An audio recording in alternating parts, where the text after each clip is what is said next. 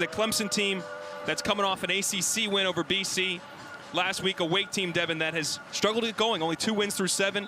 They're 0-0-1 in league play. This would be a huge opportunity if they could knock off the Tigers like they did in 2022 here at historic Riggs Field.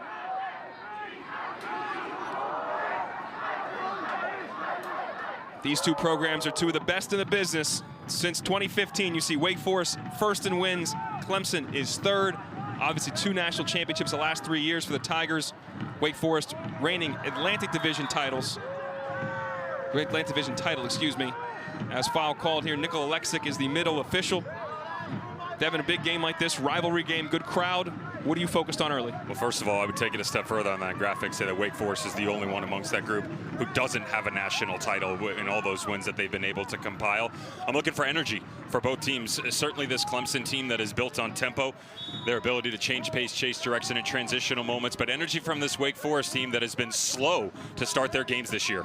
It's Gian to play it in, the freshman, bodies everywhere. To your point, Wake Forest has trailed and allowed the opening goal in 5 of their 7 games to start the season. Sandy Titus Jr. thought there should have been a foul called in the box. Important note for Wake Forest, as some discussion with Adam Lundergaard, the captain with Alexic. Baba Niang, the leading scorer for Wake Forest, out due to a red card in their last match against Elon. He had the equalizer in the 80th minute, but then he had 2 yellow cards in the final 3 minutes of the match that makes him suspended for this one, Dev. You got to be smarter, and it's kind of one of those things with Baba Niang, the Wake Forest attacker, that gives you these brilliant moments, but also moments where he needs a little bit more clarity. And the development of him as a professional just really hasn't taken shape in that instance. So once again, Wake Forest lacking a little bit of that offensive firepower was something that they addressed in the offseason. Where were the goals going to come from? Niang had them early, but can you recreate them tonight without his production? Cooper Flax brings it down back to Jose Perez and the captain Prince Ampansa on the back line. Wide to Christian Escobrano, another one of the captains of this Wake Forest team, back to Trace Alfin. These are 2 teams that can possess the ball, that can pass the ball, should make for a very entertaining match.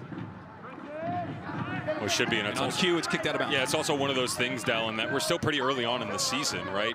Managers are trying to figure out, even though it's been a good start for Clemson, slow start for Wake, exactly what the identities of teams are. And you and I have had this discussion a couple of times so far, that when things aren't going right for you, regardless of where your success came from, how do you change, right? Can you now take that next step in your development, especially with such young men, recognizing that it's not just about this game. They're trying to get acclimated to the school's environment, then learn about travel, and a very young team in Wake Forest that has certainly struggled in that aspect. Out to Arthur Duquesne. Meinhardt in the corner. Trying to spin off of Danny Kruger, the freshman.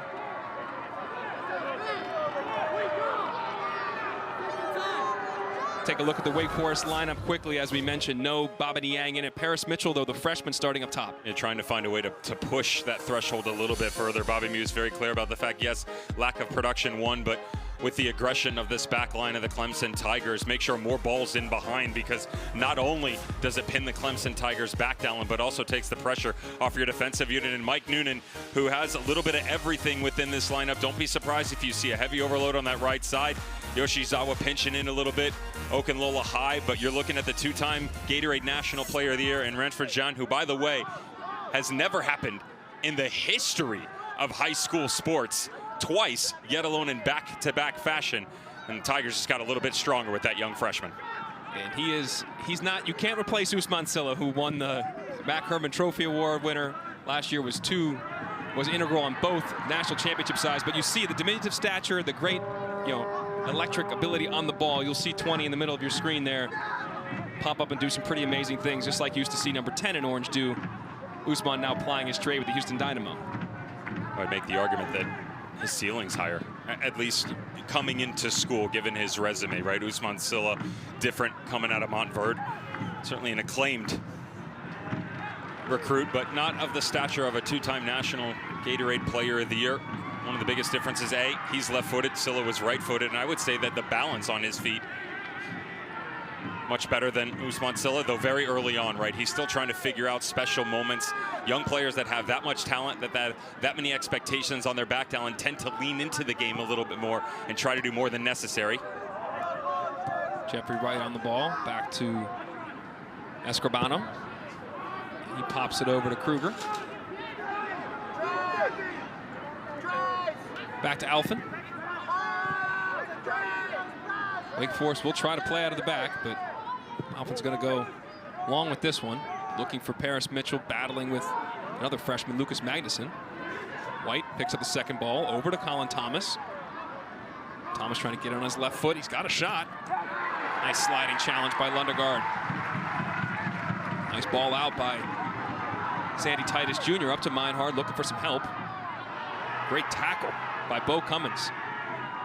Senior getting the start here because he's played in this environment before, as Bobby Muse told us, and obviously he was part of that team that had success, won here 6-1 2 years ago. One of the more shocking results, as one of those nights where everything went well for Wake and Clemson just kind of fell apart. Traditionally, the way this Clemson Tigers team defends, you will see Alex Meinhard come a little bit deeper, which should allow Bo Cummins to come higher. The difference is some injuries picked up by Clemson over the past week to 10 days that has made them shift here a little bit. Brings Okunlola a little bit higher. Would imagine that would free Meinhard a little bit further up on this left-hand flank.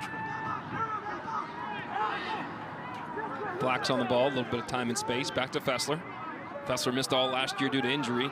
Back to full health, important for this team. Kruger.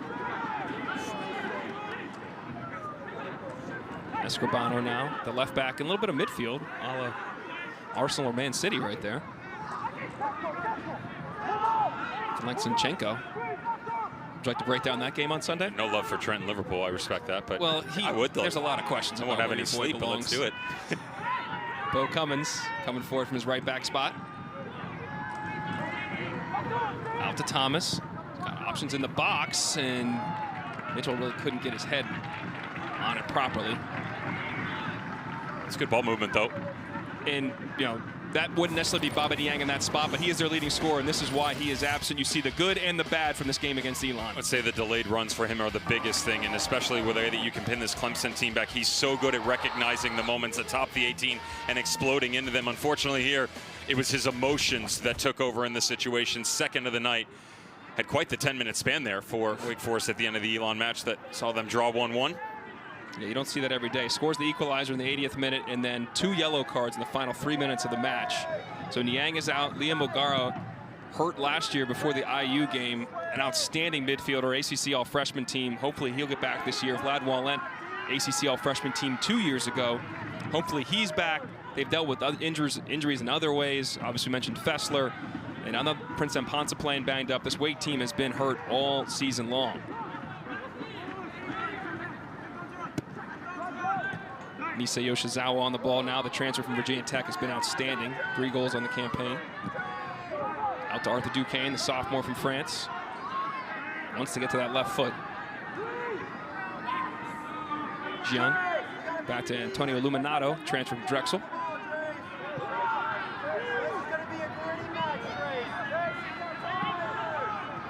Yoshizawa in a good pocket of space. Out to Duquesne. Clips it back post. Nobody there. Okunlola is going to keep it in.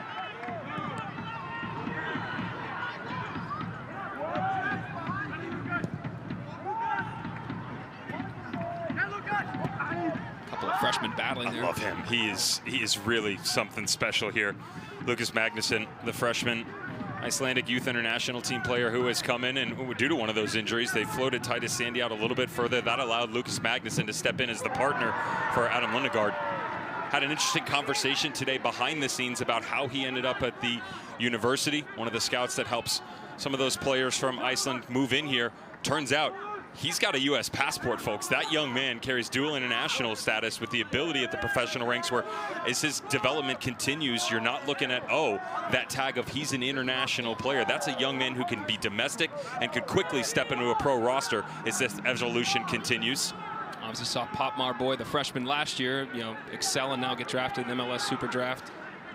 This situation, to your point, is doesn't have an international status, does impact sometimes his value in the MLS, obviously, of not taking up an international roster spot, but he's been great so far as a freshman. Physical, reads the game well, good distribution. And especially, it's so nice to have a leader, an upperclassman like Adam Lundegaard next to you, who, you know, we mentioned having that experience within a group like a Prince and Ponce for Wake when they had seen previous success. You got a national champ sitting right next to you, right? Calm it down when things are getting a little bit crazy. A nice touch by White. Dinks it forward. Mitchell's offside.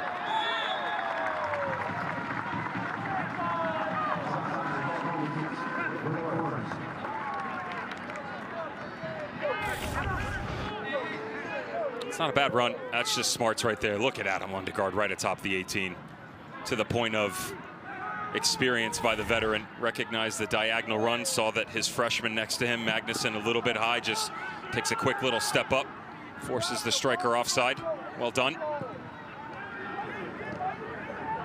There is a video review now expanded in college soccer this year. You can review offsides. That one was obvious. It only happens when goals are scored immediately. Meinhardt on it. Might try to wrap his foot around it. Good block. Falls to the feet of Thomas.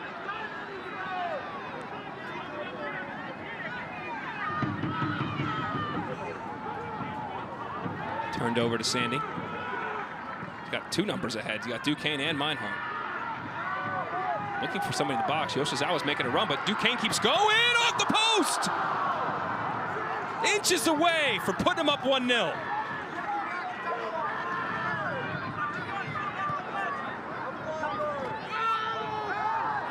Bodies down.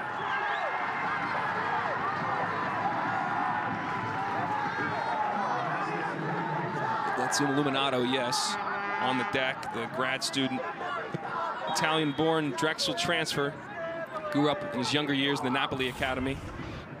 It's just a mistake here by the very athletic Danny Kruger on the back line. Good job by Colin Thomas tracking back, but he expected the strong side help, and the center back started to drift in. He had coverage there. Prince and Ponce was over the shoulder, and that's one of the moments for a young center back, whether we're talking about Lucas Magnuson or Danny Kruger on that back line, where you have to trust your training, and positionally, that's where you hold and then step out once the defender and Colin Thomas starts to concede that much space to apply support.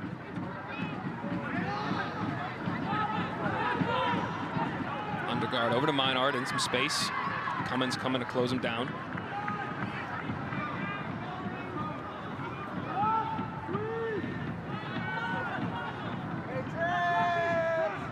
Jaron Gibet on the ball. Transfer Morgan State 2 seasons ago, was Pac-12 Player of the Year, then had an outstanding year here at Clemson, 3rd team, all ACC on the ball again. He is the metronome. He is the key in the middle for Mike Noonan's crew.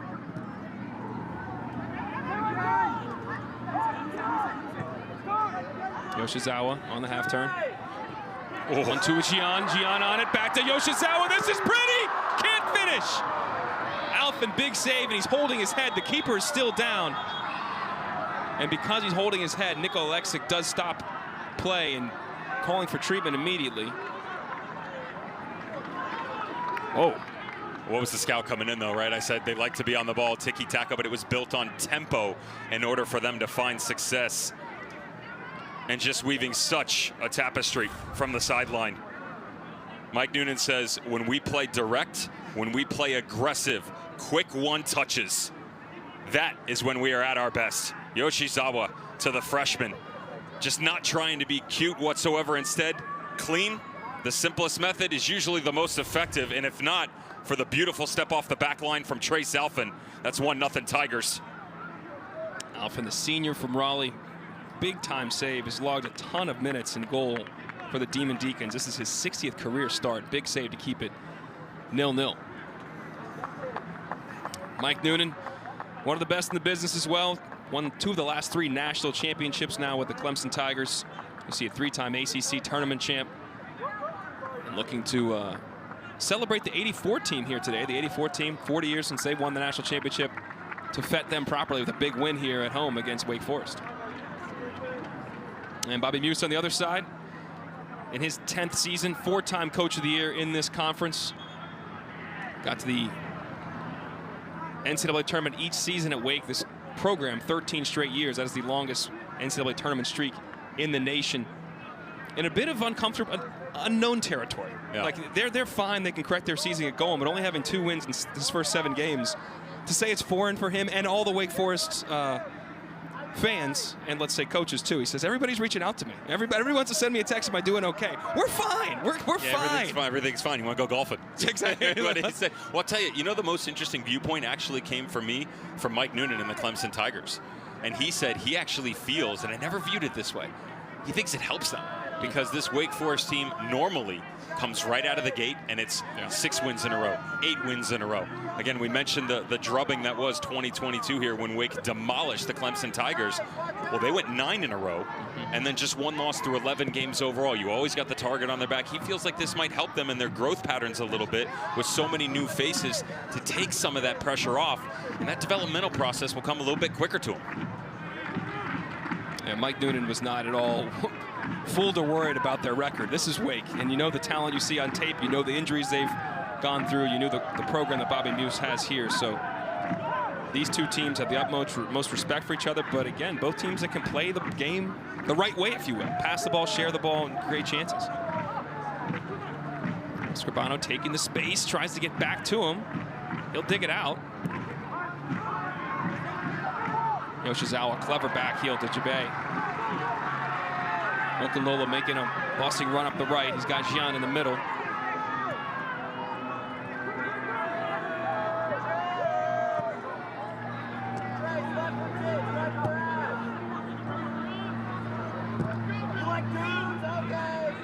This is a Clemson team that beat BC last weekend, a very much improved BC team, but then drew on the road at Holy Cross 2-2.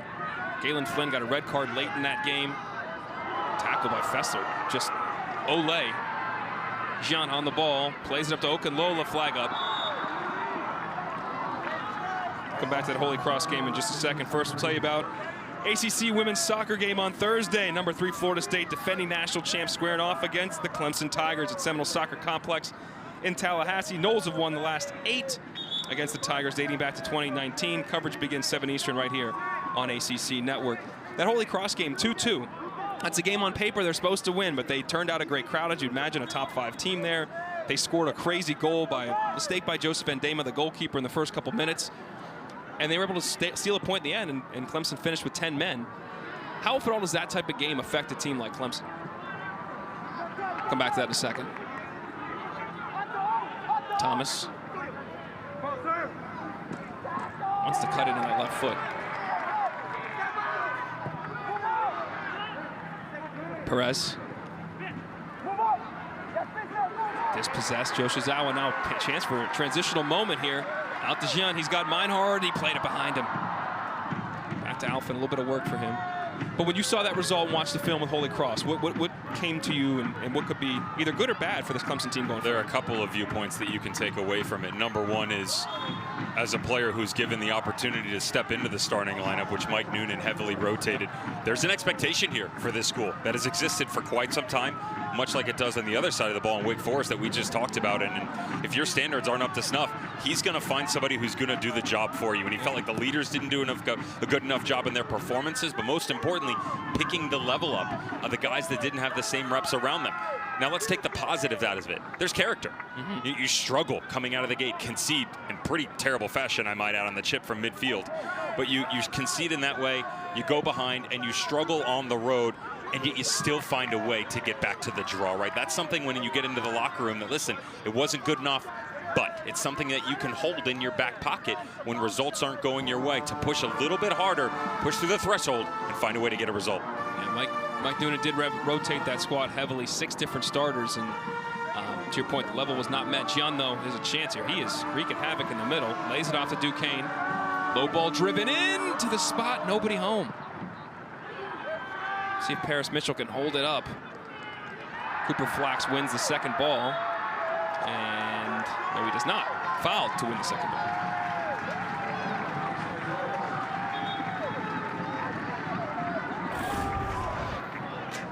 There's one just before it, to be fair. It'll push off the back against Paris Mitchell that they let fly.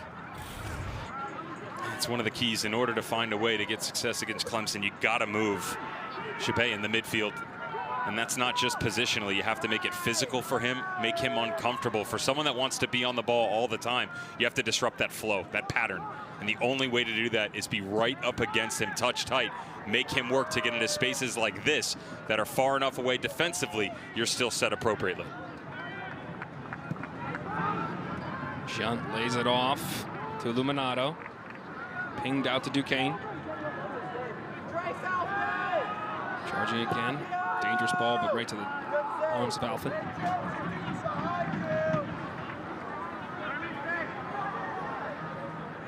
You have the stenographer taking down the comments from the peanut gallery behind Trace Alfin tonight. Pretty delightful. Standing room only here at historic Riggs Field. And I'm sure Alfin is hearing some choice words back there. Good ball played to Yoshizawa. Out to Okanlola. He can hit it. Didn't show it there.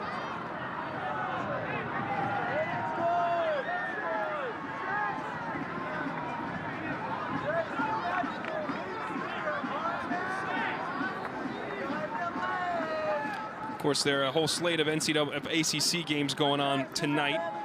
NC State, North Carolina, top 20 clash, and UNC up 1-0. Notre Dame looking to get right against Chicago State. That helps them. They're 3-0 already in that game.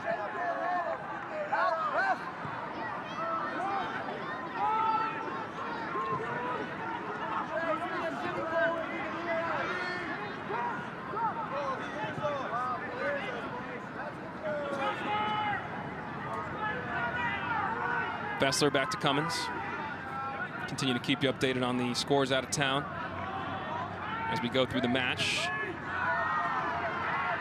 Chibé head up, finding the feet of Yoshizawa. Gian busting it to the right, gives it to him. Almost fell back to his feet off the ricochet. Good press by Meinhardt.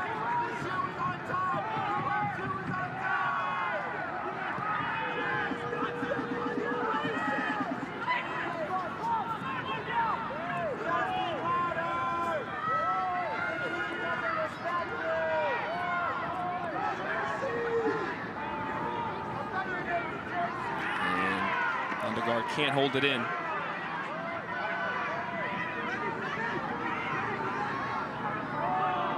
We talked about Clemson coming off that Holy Cross draw. You take a look at last year. They didn't start gangbusters either. 3-2-1. They fell out of the rankings. This year, 3-1-2. Of course, they went on to win the ACC championship and win the NCAA tournament. Second time in 3 years. Slide rule ball to Thomas. He's going to get there. Does not play it right away. Cuts inside. Well defended by Lundergaard.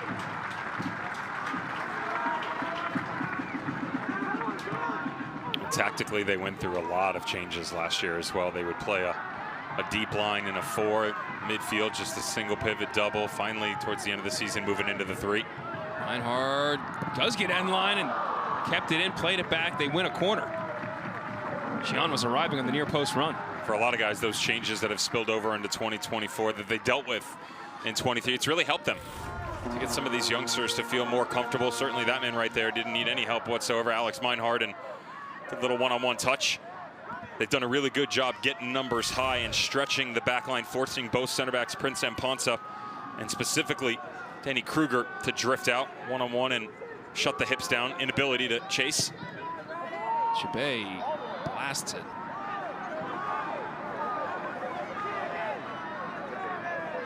And you mentioned Meinhardt earlier in the game and his changes in development through the year, last year. All those injuries, but he did peak at the right time. He was great in the ACC tournament. He was all-tournament team in the NCAA. That man, Jean Chibé, was outstanding throughout the entirety of the season, but particularly late. And they were great defensively. They gave up 1 goal through the entire NCAA tournament. In that penalty in the Notre Dame game in the 89th minute, they really turned it up a different notch when it became the most important part of the year. I'm sure the Fighting Irish would love to repay even just a little bit of that favor dealt to them in December of last season. They'll have their chance in a week's time as Clemson travels to South Bend. And promo time. We'll be there. 6 o'clock Eastern, ESPNU. Meinhardt, let's go. Head up. Back to Duquesne.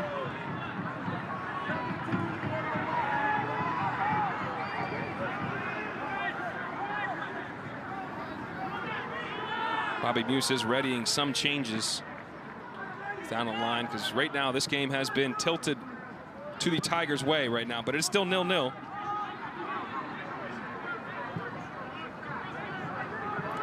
Alongside Devin Kerr, I'm Dallin Cuff, historic Riggs Field. The Tigers, number 4 team in the nation, looking to get on the board. And what a block by Imponsa. It's not over yet. Driven, save Alfin. The Tigers continuing to ask questions.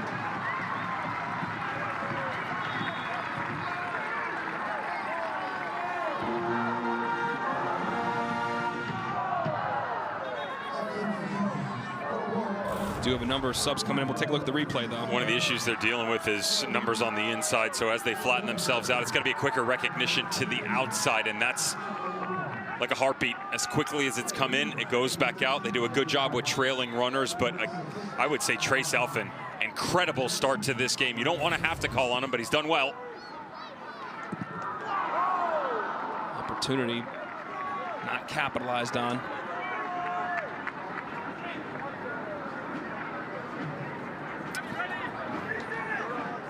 And we get a little break of the action. Let's talk about ACC Network football lineup tomorrow. Begins noon Eastern, 3-0 North Carolina hosting James Madison. Then Virginia Tech hosts Rutgers. And we cap the night, a little non-conference action. BC and Michigan State at 8. 3-0 Pitt also hosts Youngstown State at 3:30 Eastern on the ACC Network and the ESPN app. Number of subs came in there for Wake Forest. We'll get you caught up on those in the next dead ball, or as we pass it around here. You see Sidney Paris coming in for Jeff White. This is one of your subs in the match as well. Bassett Umar, the junior, the transfer from Dayton. He's great in the A-10. All freshman team, second team all conference his rookie year. Sophomore year not as great, but has had an impact here. That's a couple more subs right now for Wake Forest. You see Julian Kennedy checking in, number 21, joining the fray. He replaces Paris Mitchell. Now Monty Thomas comes in the game as well. And you take a look at Wake's goal difference this year. Remember, we talked about them conceding early. They have not conceded, but they have definitely given up some quality chances to Clemson. Well, the good news is, though, is that you're right. It hasn't hit the back of the net. You got to take your small gains when they're available to you, Dallin, for a team that's identity is based on possession. Haven't had a lot of that. Yes, they've conceded chances, but Bobby Muse is going to be on the sideline saying to these guys, keep going, keep building. One of the best things about this Wake Forest team this year, slow starts are poor, yes, but they do a great job getting back into the game, making the appropriate changes to go find chances. In those 5 games they trailed, their record is 1-1-3. I mean, they took 3 draws and a win and only 1 loss despite those rough starts. We'll see if some of these subs can have an impact right now. Remember, different substitution rules in men's college soccer now this year. 6 substitution windows. If you exit in the first half, you never could return in the first half, but if you exit in the second, you cannot return in the second either. Yoshizawa on at the transfer from Virginia Tech. Mike Noonan sang his praises to us, said he's a pro, flat out pro. ACC all-freshman team 2 years ago, very talented on the ball. Tokyo, born and bred, and then went to high school at Montverde Academy, which is a pipeline here to Clemson. Julian Kennedy, his first chance on the ball today.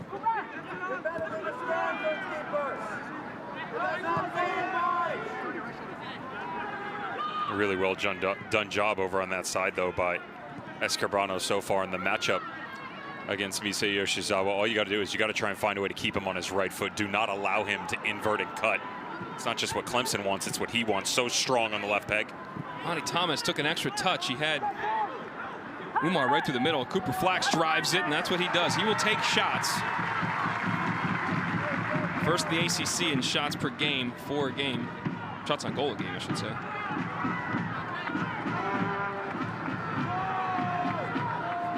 Gian trying to go the other way. Okunlola. Heavy touch, does get the cross in. Reinhardt gets 1 and 2 touches, but couldn't settle.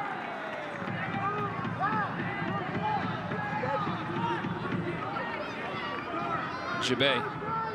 It's almost like he has it's like his boots and his socks look like high top, all black.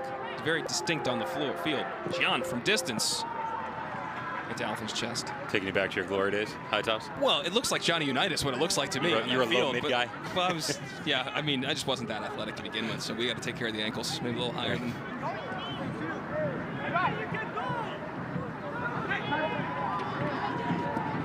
Flax out wide.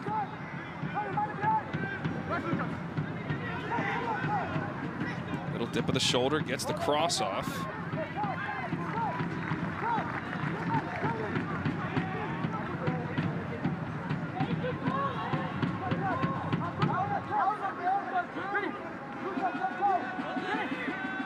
It's Dylan Borso on the ball. A freshman. Brother plays at Notre Dame.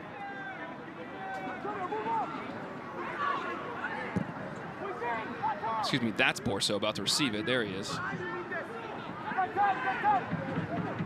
Gets inside, dinks it back post.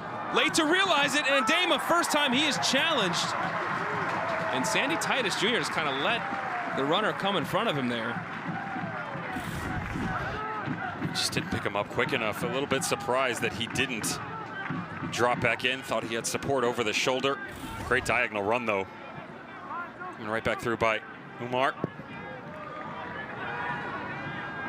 It's a different role for Dylan Borso as well, as they primarily employ him up high on that left-hand flank or just tucked in within the midfield three on the left side.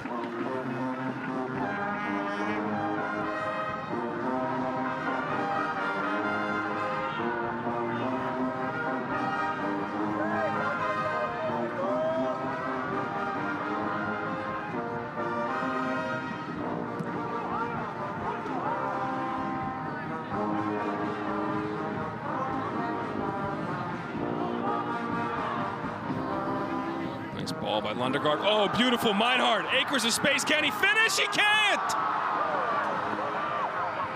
Almost too much time and space. One of the biggest things you lost with the departure of Ousmane Sylla to the professional ranks was his vision. But as Adam Lundegaard plays this ball in, you don't lose it here. What a ball that is on an absolute slice through the back line. Got to be a little bit tighter with the center backs, but beautiful vision by Rens Vajan just as quickly as he ushers through. And that's a difficult one for Alex Meinhardt. You know, his first touch basically says, I'm going to go with the right. That's the foot he wants to use, but it also closes down the angle. And Trace Alfin, once again, does a really good job of making it narrow and difficult for the attacker up high. Turned over, Jean. He's driving forward. Shot by Yoshizawa, just kind of, Illuminato, excuse me, kind of snapped it off. Alfin now. He's got 8 shots on the game for the Tigers. Alfin's got 3 saves.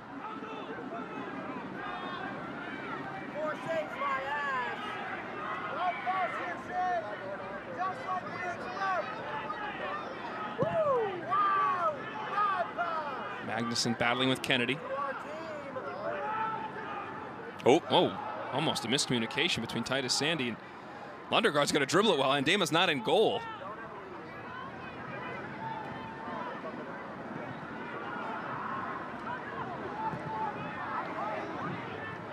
On to Duquesne. Monty Thomas working on him. Thomas, a freshman from Louisville.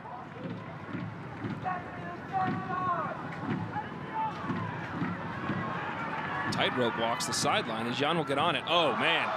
Perez left in a heap. Meinhardt to the left. Will the freshman take it? He will, and to no avail. Flax on it. Picked up by Sidney Paris. Paris, the grad student, getting himself healthy as well. Got injured playing for Puerto Rico in the CONCACAF Nations League. One of the best players on his nation's team.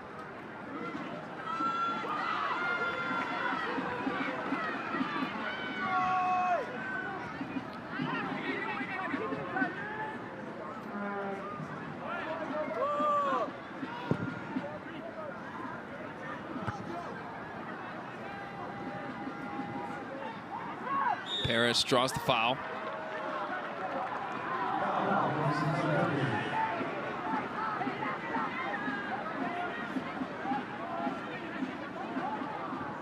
Let's go back a second here. Clemson Tigers coming in the way. I talked about the separation between the two center backs. You know, normally, Dallin, you want your defender to slip over there, but it's really smart by Danny Kruger. It's a better recovery decision. Why? Because Amponsa's there to help. Normally want to push him to the outside, but the runner was there. If you concede that, You've got an inform Alex Meinhardt, ball in front, which we just saw. He's not going to miss twice. Instead, stays tight on the runner, forces him inside into the unfavored foot, and allows the center back to come over. That's a much better communication factor between Mpansa and Kruger, and excellent defending on the back line from Wake Forest. 3 subs here for Mike Noonan's team. Tyler Trimnell comes in. Scored their goal against BC, which gave them the win last ACC match. James Kelly comes in as well, and that'll go out to play. And Wahab Musa comes in as well, the freshman from Ghana, another Montverde product, number 7.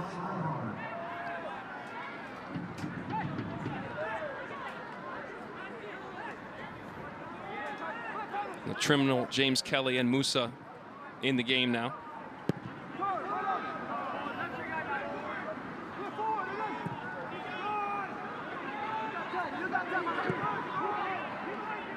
Out to Duquesne. There's Musa, first touch on the ball, kind of pushed right off it by another freshman, and Danny Kruger. This is a different look now for Clemson Tigers, and the way that James Kelly plays his profile is usually a little bit higher, doesn't drop as deep and not as much side to side. He's more about pressure and tracking. That should give more of opportunities through the midfield for guys like Perez and Umar to get on the ball. Cue it. Borso cuts inside. Lays off to Perez.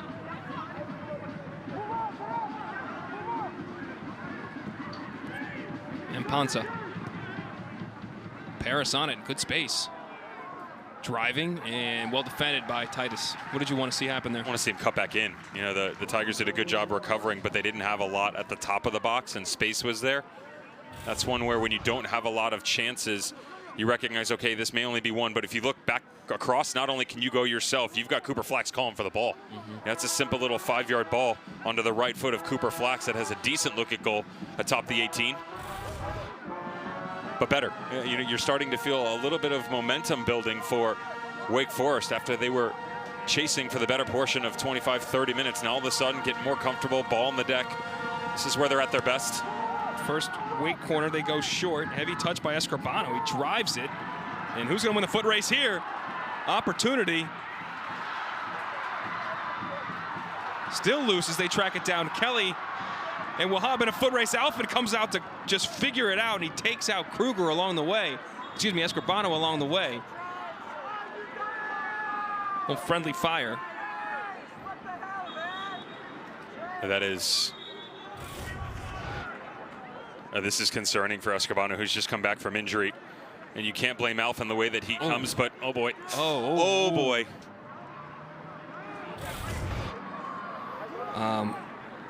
I do not believe we're going to show that again. This looks like a serious injury. And Alfred came out just to figure out and end the danger. But Escribano, a young man that's dealt with injuries throughout his career, the grad student who's born in Madrid, he's been in different academies, and FC Dallas Academy being the most prominent to his career. But he had, in 2021, had injuries, missed the year. In 2022, he's able to play every game. Last year, back and forth, and this year, the same thing. And this young man, it's just not what you want to see. And Bobby Muse is making his way out, as I think it's been relayed to him that this is, we don't want to speculate, but if you saw the one review, you know why we're not going to show that again. Now, they are reviewing something.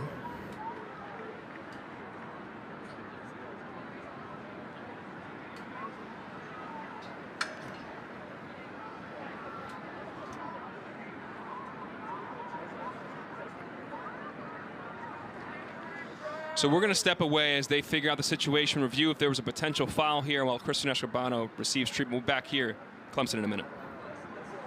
Yo, those are nice. Hold on one second.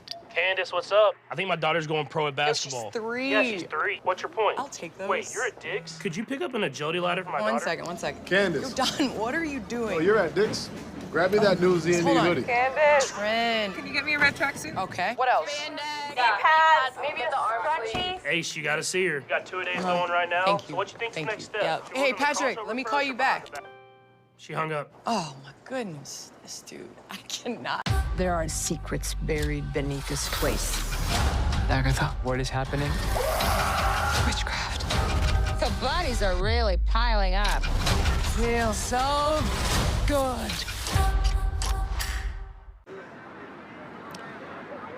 Back here at historic Riggs Field, Clemson, number 4 team in the nation, reigning national champions, take it on Wake Forest alongside Devin Kerr. I'm Dallin Cuff. We went to break there as Christian Escribano was receiving treatment on the field, and Nikola Alexic was going to review the play.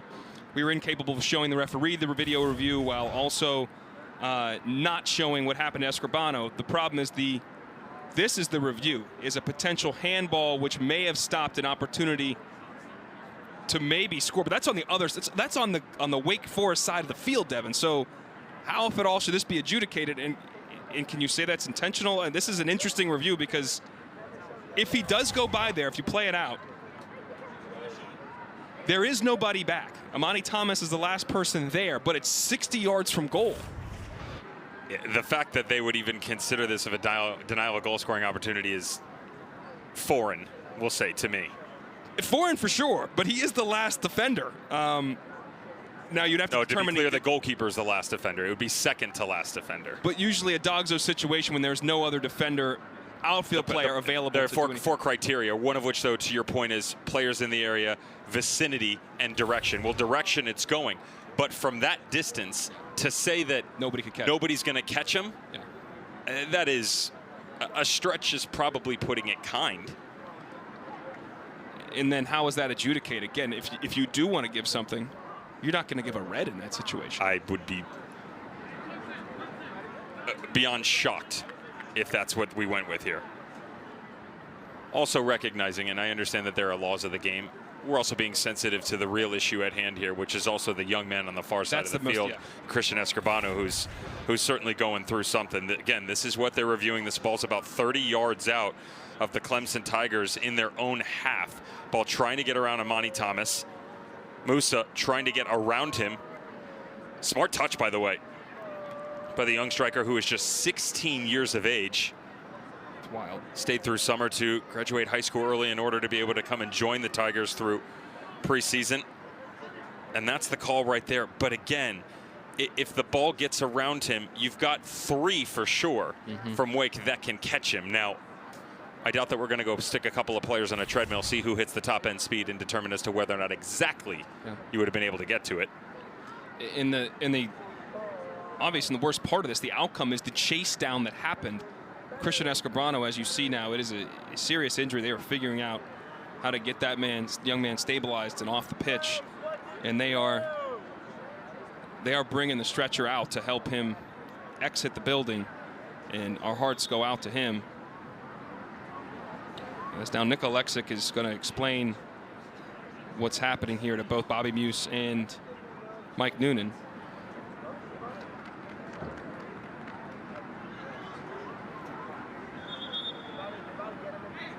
And Alexic makes the video review sign and says there's no further work to be done here. Amazing. As it relates to the game, there is work to be done for this young man, and that really is the focus here. As one of the captains of Wake Forest and a team season's been injury riddled, he has had to deal with some injuries, and now a serious one.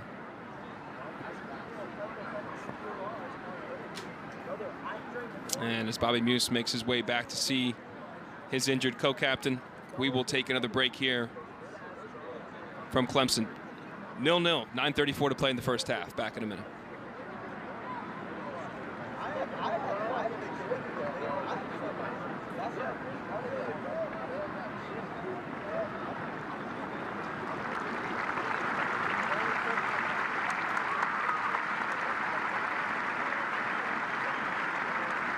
All right, let's run that again. Geico has fast fare claims 24/7 right on the Geico app. To file a claim, just tap. Just tap right here to upload pictures, customer. Try getting on a first name basis. Sure. Vicky. To track your status, just click. Super easy. They're connecting with the mannequins. You're doing great, everyone. Ooh, you're a pro. Scroll, tap, Scroll. Ouch! Oh! I'm cramping. Yeah, we've all been there. For savings and service, get more with Geico. I overdid it. Like a showboat, I just overdid it. Yo, those are nice. Hold on one second. Candace, what's up? I think my daughter's going pro at basketball. She's 3. Yeah, she's 3. What's your point? I'll take those. Wait, you're at Dick's? Could you pick up an agility ladder for my daughter? One second. Candace. You're done. What are you doing? Oh, you're at Dick's? Grab me that new Z&D Hold on. hoodie. Candace. Trend. Can you get me a red tracksuit? Okay. What else? pads, maybe the arm sleeve. Ace, you gotta see her. You got 2-a-days going right now. Thank you. So what you think's the next step? Yeah. Hey, Patrick, let me call you back. She hung up. Oh, my goodness. This dude, I cannot. There are secrets buried beneath this place. Agatha, what is happening? Witchcraft. The bodies are really piling up. Feels so good. If I was to describe this sandwich in one word, I would say magical.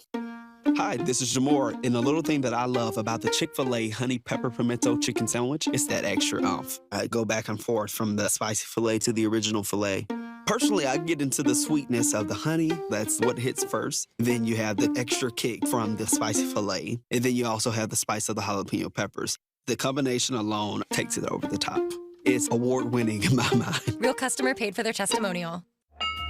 Book early and save on Europe, where you can choose from 100-plus UNESCO World Heritage Sites and indulge in fresh regional flavors. Save 60% on our most popular amenities with our most inclusive onboard package, valued at $1,000. This package includes shore excursions, specialty dining, our elite beverage package, free prepaid crew appreciation, and premium Wi-Fi. Hurry, this offer ends soon. Contact your travel advisor or book online today.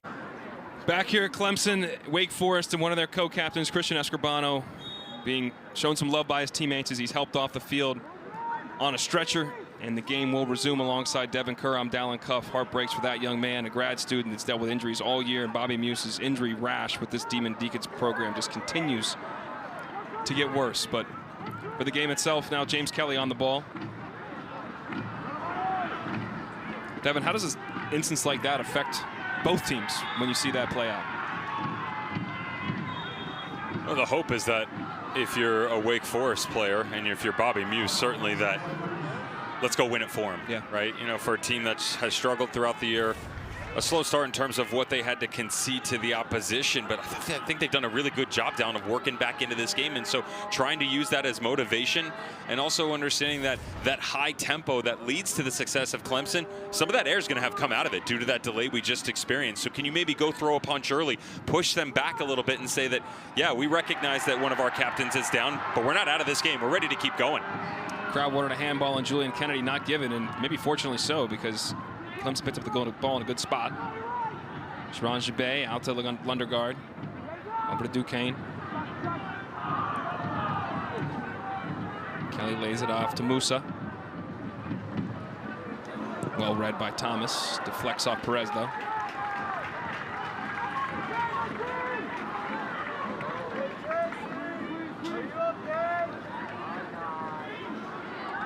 Musa, flag up.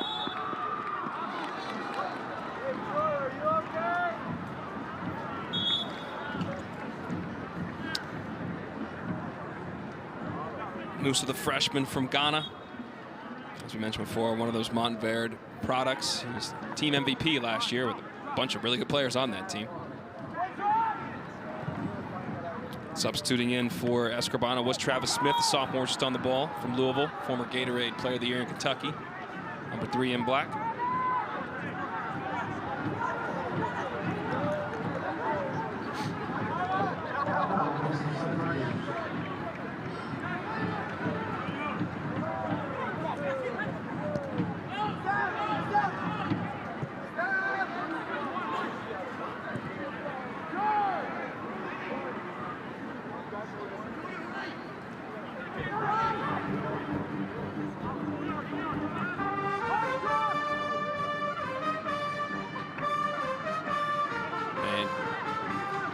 Okalola picked up a little bit of injury there, and that's now a great ball. Opportunity.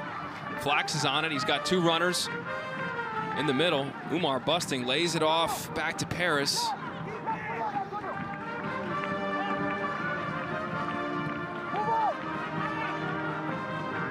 Thomas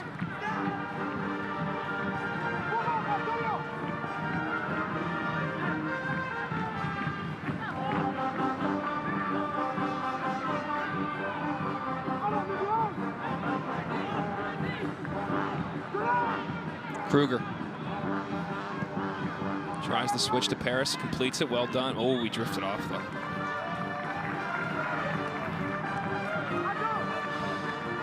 We'll break, tell you about tomorrow, 11 a.m. Eastern. The ACC Huddle crew will get you ready for the day in Chestnut Hill, Massachusetts. 60-minute pregame show in North Carolina, hosting JMU at noon. They'll have halftime shows, pre and post game throughout the day. Then at 6:30, back to wrap up the afternoon. Highlights and analysis to get you set for Michigan State at BC at 8. After the game, stay right here on ACC Network for a full post-game show to wrap up the night. BC and Bill O'Brien's team continues to impress. Tight loss on the road last week against Missouri. Missouri, a top 10 team in the nation. They led at halftime but could not hold on. We'll see if they can win at home against Sparty.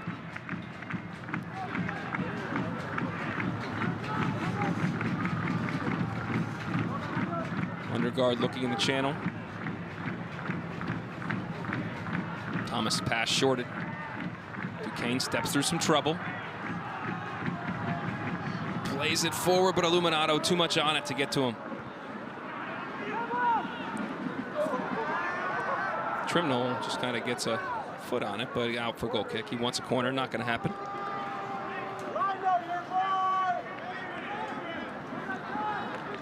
The junior from Lancaster, South Carolina. Had some big goals last year against Duke, Stanford NCAA tournament. Scored again against Stanford here this season and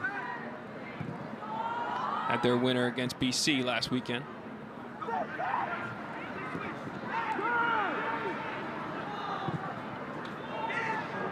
And Dama off his line to claim.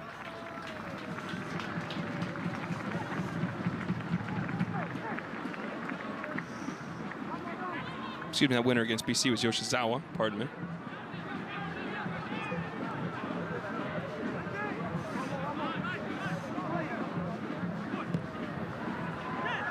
Wayward pass right to the feet of Paris.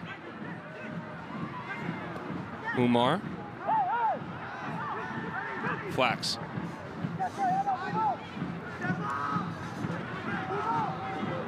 Umar.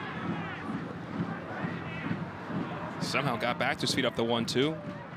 And then Dame will keep it in. He's been busy in the midfield. Yeah. I really like the energy that he's brought into this team, and what it's allowed them to do defensively is Cooper Flax coming a little bit deeper. They're trying to eliminate some of the distribution into James Kelly. They've done that, and as they force it outside, much quicker reaction times from Wake Forest getting out to the perimeter to shut down some of these passing lanes. Out to Smith. Kennedy's touch is heavy. He's able to maintain possession, though.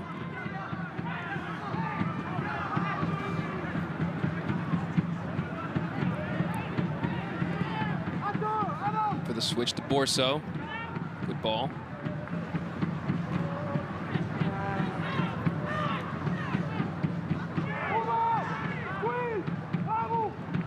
And Ponsa floats it over the top looking for Paris, and Dama comes off to scoop it up.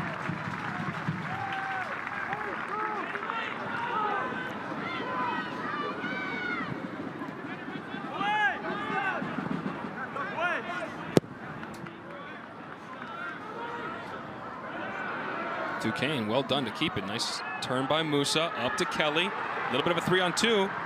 Play it ahead to Trimnell.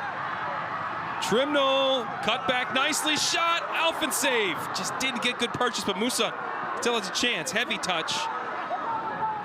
And out for a throw.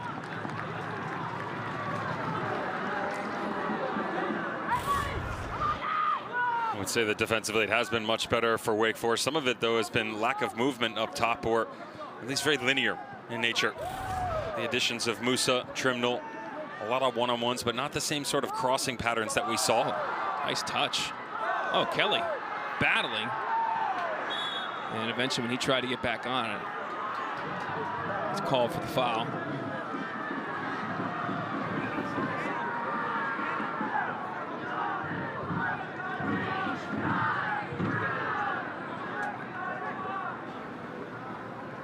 Again, the good news is for Bobby Muse, they've secured themselves on the defensive front now.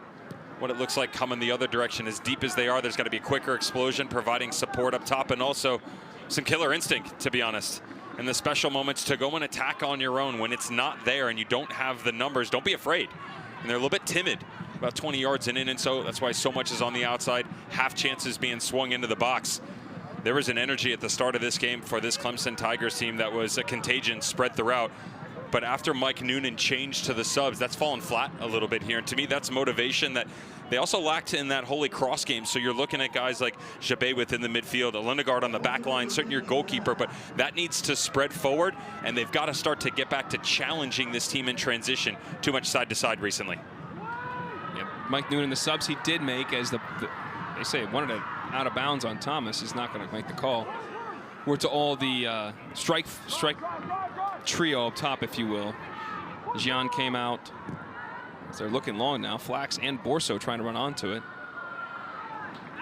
Sean Meinhard and Yoshizawa all made way for Kelly, Musa, and Trimnell.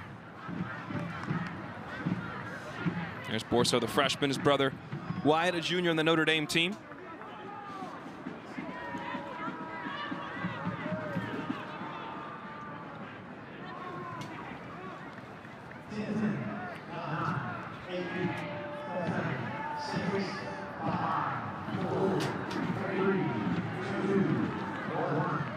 And as we hear the halftime buzzer here, 0-0 at the break. A lot of action, a lot of opportunities, primarily for the Tigers, but we go into break, all is even.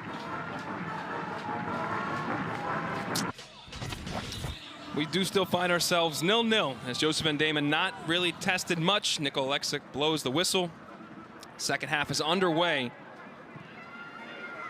between the Tigers and the Demon Deacs.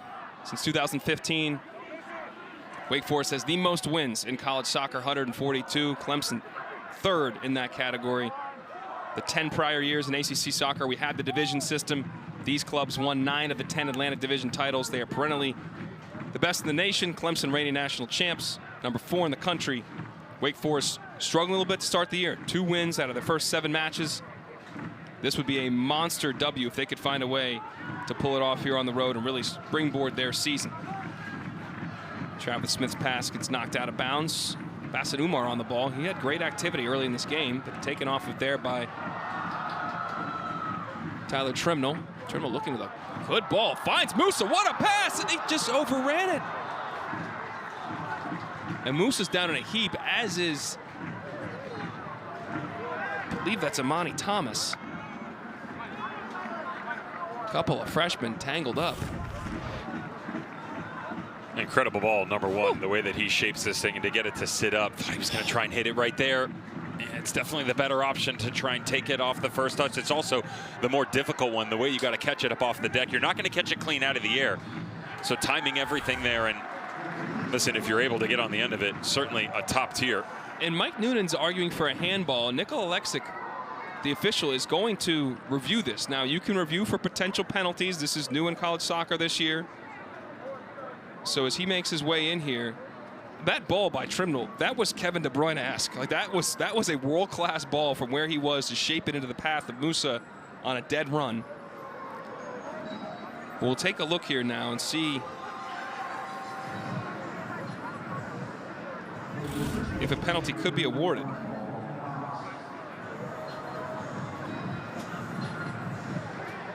Certainly not. Not from that angle. No contact whatsoever. Whether or not there's something from the other side. Right, no. No, torso. Yeah. And this is video review, not video assisted refereeing, where somebody else is looking at it. Nikola Alexic just makes the motion. I took a look. No, we're good to go, and it's the right call. I mean, Clemson has been hard done by some reviews this year. Remember that Clemson-Stanford game, Joseph Van Damen was given a penalty that wasn't given on the field. Tough call. Galen Flynn, who's not available for this game because he got red carded in the Holy Cross game. If there was review, you have to have the facilities and the cameras to do it. They didn't have it at Holy Cross last week. That red card does not get reviewed, and pretty sure that would have gone overturned. So not exactly been fortunate in that regard this year, the Tigers.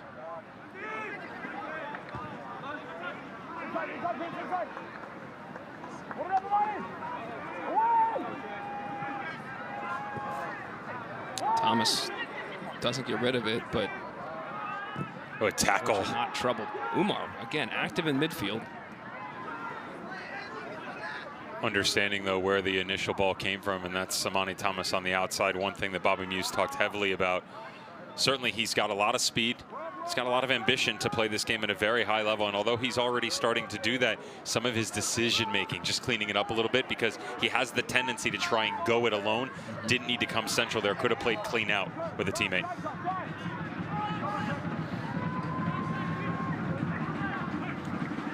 Smith's pass too much for Fessler. Gibet. Mason Jimenez, first time he's in the game, 16 in orange, finds Trimnell. Trimnell cuts it back over to Okunlola.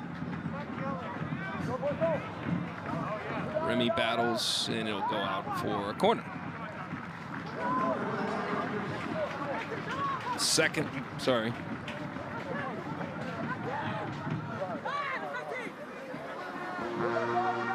Third corner of the match for the Tigers.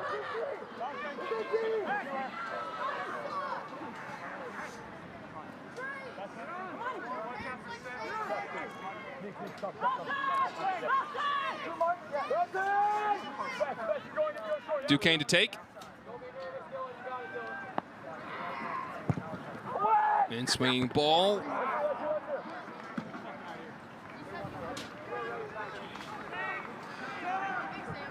Little break in the action. Tell you about ACC women's soccer. Thursday, defending national champs Florida State squaring off against Clemson at Seminole Soccer Complex in Tallahassee. Noles have won the last 8 against the Tigers.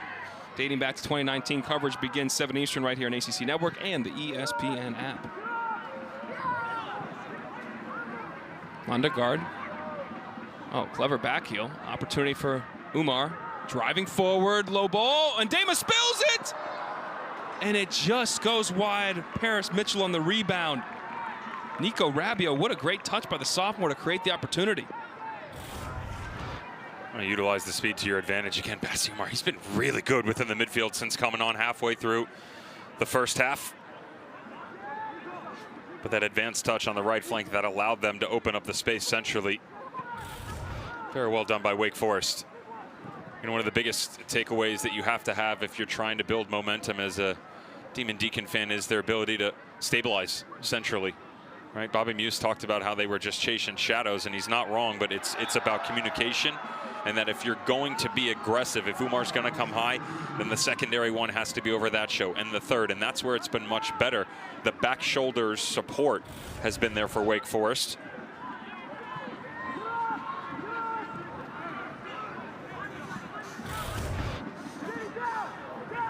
Gibet out to Duquesne. Scout Musa.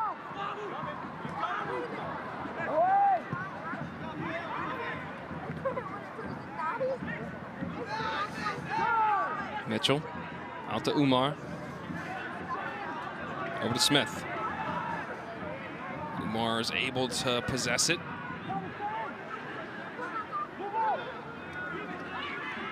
Fessler.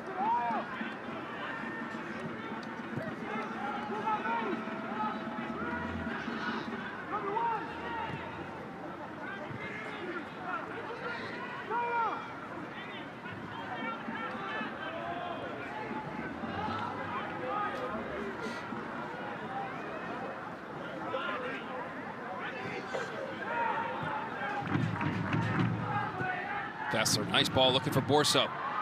He's gonna, oh, he went off. Flag was up.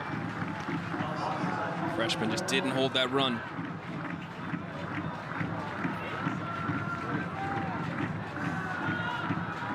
Rick Rogers, the AR there on the call.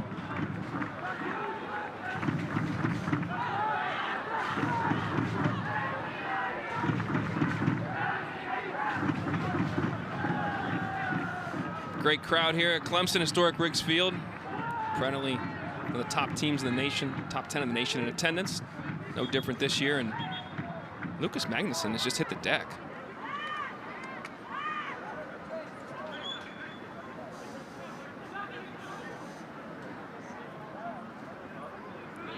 The freshman from Iceland. And communication by the back line as he took a flagrant off the ball. It's tough to see. It's Paris Mitchell and him kind of tied up there.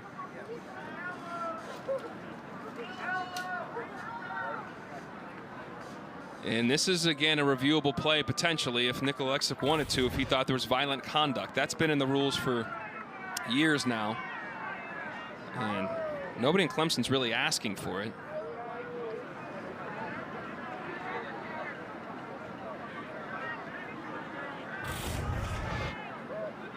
This is probably our best look. Oh, he does. Tells a different story. Yeah. That could be a problem if Magnuson is saying it to Alexic right now. He's saying he elbowed me. Couldn't see him a second ago. He's making the motion with his arm before we came back from the replay. That's definitely a little bit more than an elbow, isn't it? And Jerron Jabay is saying right now, like, probably pleading his case to take a look. Well, ironically, out of all the stoppages that we've seen, that's probably the most we can agree upon the fact that you need to go to the monitor. Yeah. And Paris Mitchell, the freshman, may have just dodged a bullet there.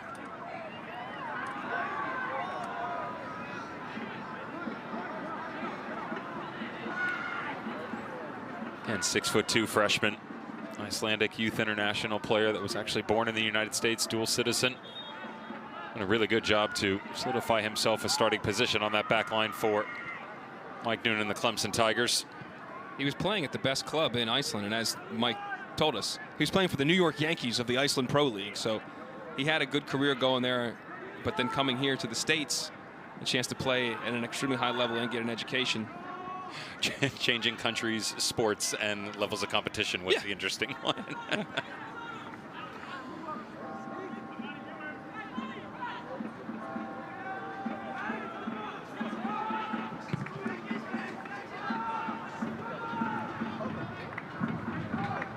The bells are ringing at Tillman Hall as we cross to the top of the hour. And Musa may have a chance, gets the shot away and just rolls wide.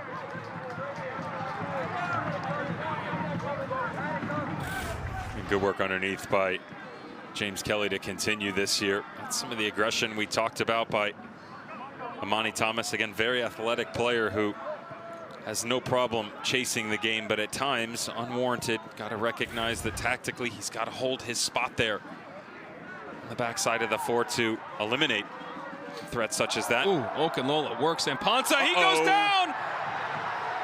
And Alexic is not pointing at the spot, and he does now! He took a think, and he said yes. And he is immediately calling for the review signal, so he will come and check it out to potentially confirm his own decision. Again, new this year. You can review potential penalties, offside situations result in a goal, red card violations. And you've seen Adam Lundergaard right now kind of jogging over, and I'm not sure what more of a case there is to build here. You're going to take a look. Well, what Alexic was doing, he slowed his decision for a second to have a quick little look at Kevin Hewitt, the nearsighted assistant referee, to make sure that they were both on the same path here and that the decision needed to be pointed to the spot. From our angle, it looked to be clear as day that there was contact the way that he got around the corner. You're wondering as to whether or not the video tells a different story. Great little screen set there by Tyler Trimnell up high. Good game, thanks for coming. And not really much to argue about there. Does a good job on the explosion and behind, and then those long legs by Remy Okunlola in that advanced position, touch around. Contact on the little move out by Fessler, and the decision should most assuredly remain as a penalty here in favor of the Clemson Tigers. Ryan Fessler, the senior from Charlotte, guilty of the penalty, and it is confirmed.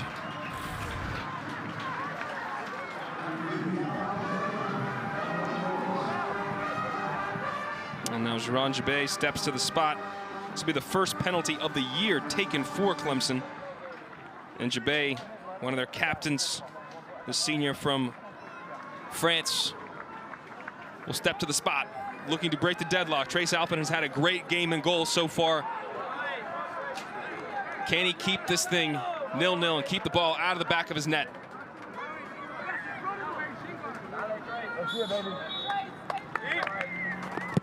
Nope, cool as you like, 1-0, Tigers.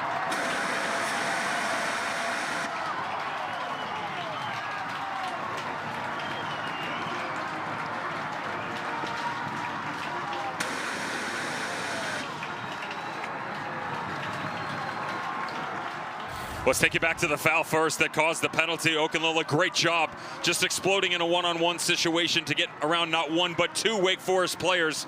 And the outstretched legs of Ryan Fessler creates contact. Referee to the spot. Jabay steps up into the bottom corner. And Taylor's oldest time, it feels like this season for the Clemson Tigers. 1-0 out in front. Second goal of the campaign for the third-team All-ACC player last year, former Pac-12 Player of the Year when he was at Oregon State earlier in his career. Giving this crowd in the orange wall something to cheer for. Had a lot of opportunities, but now the scoreline is tipped in their favor. And that's not good news for Wake Forest. Because under Mike Noonan, when scoring first, check out that record. 147, 12, and 13. Now, one of those losses was to Stanford earlier in the year, but that is bananas. What does a stat like that tell you about the program and also Mike Noonan as the coach? Well, it makes me sick to my stomach, number one. It's something that you don't want to ever show your team coming into face Clemson, right? But you know, it's kind of one of those mentalities that you set, not just within the university, that a standard of excellence is going to be upheld. It's that when we feel like we've gotten to a certain point, we're going to stay there, right? And that can be universally across national title, academic excellence, right? And of course, scoring that first goal. Musa now charging at Kruger. Still Musa is able to cut it back and passes behind Kelly, but will find Trimnell. Jimenez out to Okunlola, who was exceptional in creating the penalty. Can he help create another goal here? But no, he'll create a corner. I will tell you this, that there's one thing that it tells me about the style that Mike Noonan brings to this team each and every year, regardless of personnel, and it's aggression. This isn't a team that scores a goal and says, you know what, we're going to rely on our defensive output. If anything, they put the pedal even further to the floor to go try and chase another goal. 100%. They want to. They want to end this thing. Fourth corner of the game for Clemson. Duquesne to take it. Had a shot, Karam off the post in the first half, the sophomore from France. And swinging ball, and great opportunity there for Trimnell flying in. Now was kept in by Titus Sandy.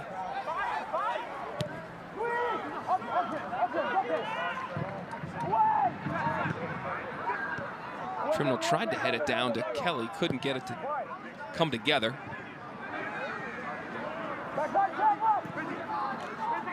Tigers still applying the pressure.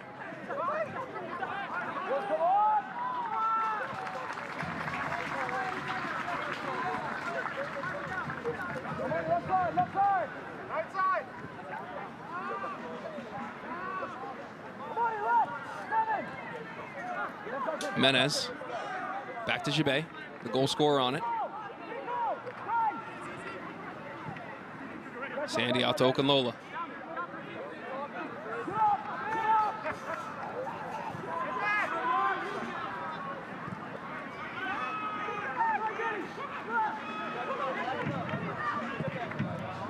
Nice switch to Okunlola.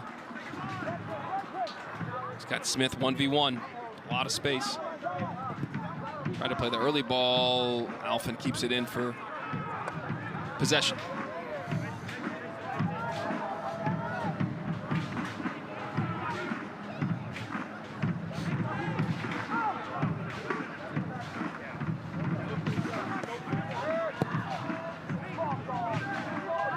Duquesne, wayward pass by Alfin, keeps it in play. Musa. Good tackle by Flax. Head is up, looking for Paris Mitchell, can't bring it down. Again, this Wake Forest team missing a lot of key pieces. Christian Escobrano, one of their captains and left back, left to the first half on a stretcher with an apparent leg injury. We wish him the best, but that's the rash of other injuries they've been dealing with. Vlad Wallant looking for him to come back. Baba Niang, their leading scorer, is out due to red card suspension. Oh, nice flick onto Musa, and he's battling Kruger. Complaints for a foul, but not going to be there. Do you agree, Dev? It felt like it was good defending. Yeah, just two players side by side with each other, and to be honest, a little bit of positional dominance established by Wake Forest defender. Danny Kruger, the freshman, born in Frankfurt, but Billy kind of grew up in the Philadelphia Union Academy in the States. And Musa was trying to play that passing lane again, but they skipped it over to Thomas. He's combining with Rabiot.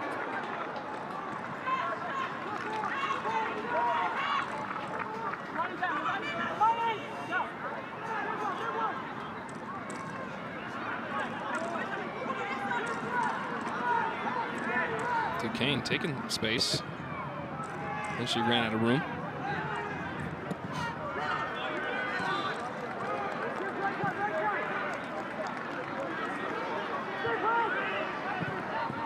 Tried to thread the needle. Jimenez was muscled off the ball by the senior captain Mpanza. Flax finds Umar Bassett. Oh, good move. Working on Magnuson. He goes down and no call.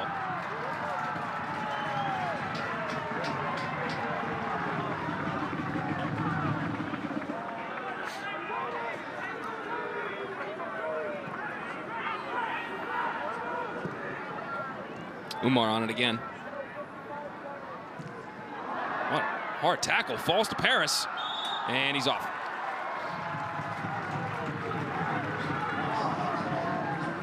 Not so sure as to whether or not he was in an offside position. Again, very vertical for Umar here for Wake Forest, who's been very good since coming on in the latter portion of the first half. And what you don't see here is towards the bottom, little step up.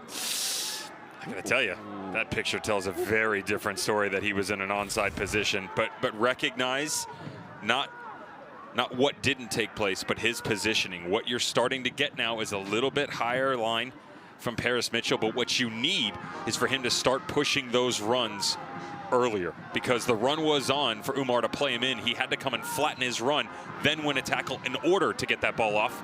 Orso charging forward. Little reverse pass to Mitchell. Wants to his right, good block. Out wide to Flax, he drives it, save Andema! And the foul called on Mitchell. The junior from New York City FC Academy almost put that in the back of the net.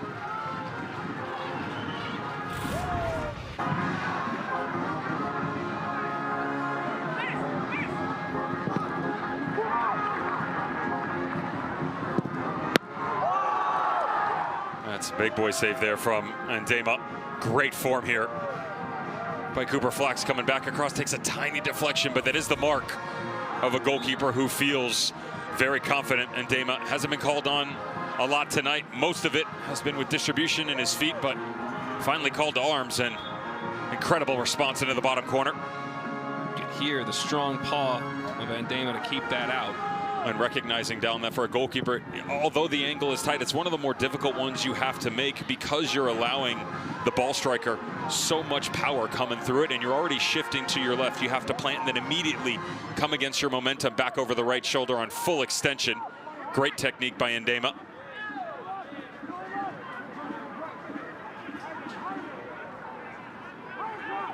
Okanola trips on the ball, battling with Borso. There's a foul called there. Real quick, just to go back to the Paris Mitchell offside, because people may have been watching and say, well, why didn't they review that? Unlike video-assisted refereeing in the rest of the world, this video review here with offside, they are not told to keep their flags down. So if the AR sees an offside, they call it, and the play will go dead unless the immediate action scores a goal, then it can be reviewed. If the flag stayed down there and he scored, they could have gone back and looked at it, but once the flag went up and the whistle was blown, the play is dead.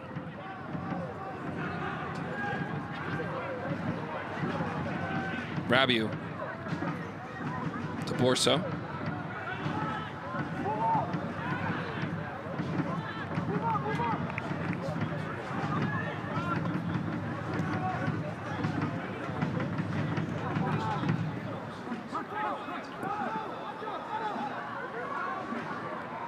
Good recovery there by Lundergaard.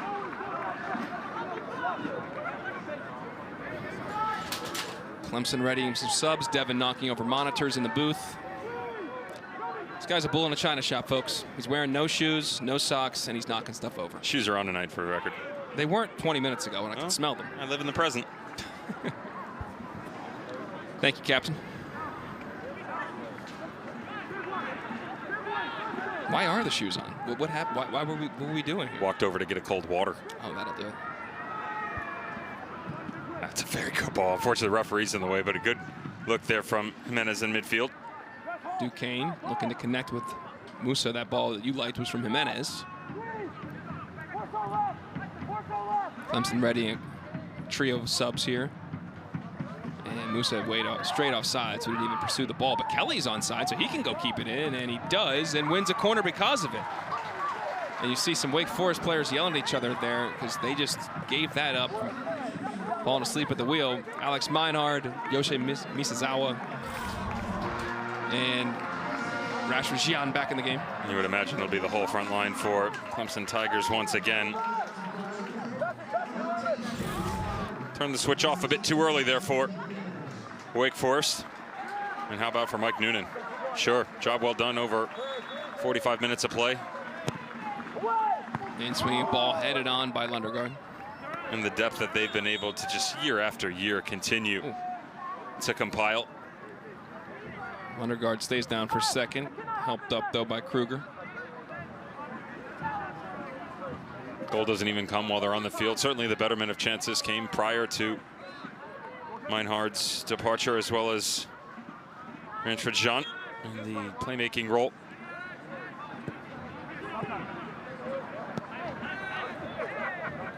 By the way, we were talking about at halftime that the top 5 teams, think about that Virginia Tech team with Misei Yoshizawa. Right? I mean, more of a testament, to be fair, about what Mike Brisenstine's done in his absence.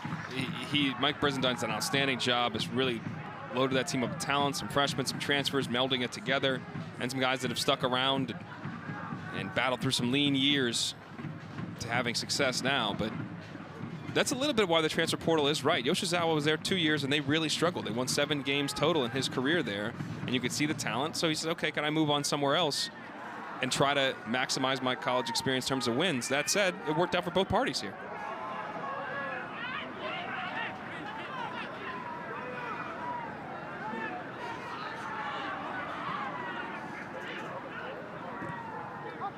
Orso's ball. You should keep an eye, though, how much quicker they are in their decisions to come back to front. It's allowing numbers to come up higher, and you're starting to find Cooper Flax sooner. Allow him to get forward facing and be that creator that Bobby Moose wants him to be. 2 subs. Nico Rabiu checks in.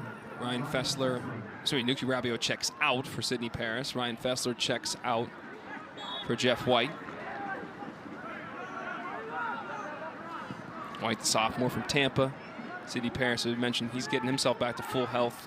He was injured in the CONCACAF Nations League this summer playing. Came back hurt from his international duty with Puerto Rico. Grad student, former Navy transfer. Nice bit of space here for Meinhard over Jian. Okunlola. First time ball.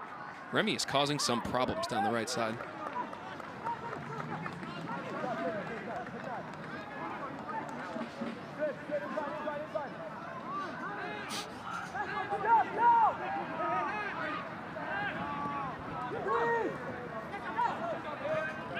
Jian could not control it. Let's get you updated on some final scores around the ACC. The number 2 team in the nation, Pitt, defeats BC at home 2-0. Albert Thorson and Luis Samkow on the score sheet. Samkow having an outstanding season, one of the leading scorers in the conference. UNC knocks off their local rival NC State, a top 20 battle. NC State, though, falling to the higher-ranked North Carolina team. Luke Hilly, a former Wolfpack player, now applying straight for the Tar Heels, scores, as well as did Ahmad Al-Kwak. It's a big win for Carlos Samuano and team. Luke Hilly and Vichian leading that Tar Heels attack pretty impressively. Smith cutting in. Still Smith drives it right into the breadbasket, though. Okay.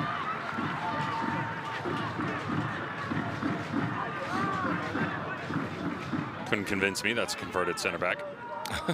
It's a nice little run there from pretty good Travis Smith Jr.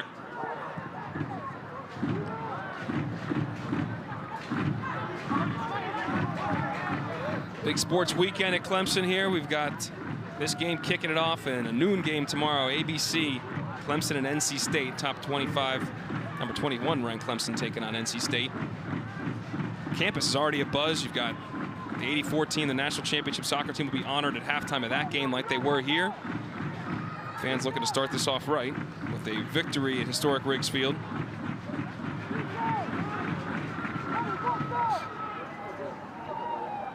Got invited to my first tailgate tomorrow. Well, good for you. Are you going to go? I got another game. Yeah, I know that. I was just asking anyway. Yeah. Sorry. You want the invite? I would love to. I didn't get the invite. I mean, I got to go home too, but I would love to be there. It is fun. You see all the tents set up ready to party tomorrow. I would love to be part of it, just like I'd love to be part of this break right now. Kyler Trimnell taken down and no call going to be made.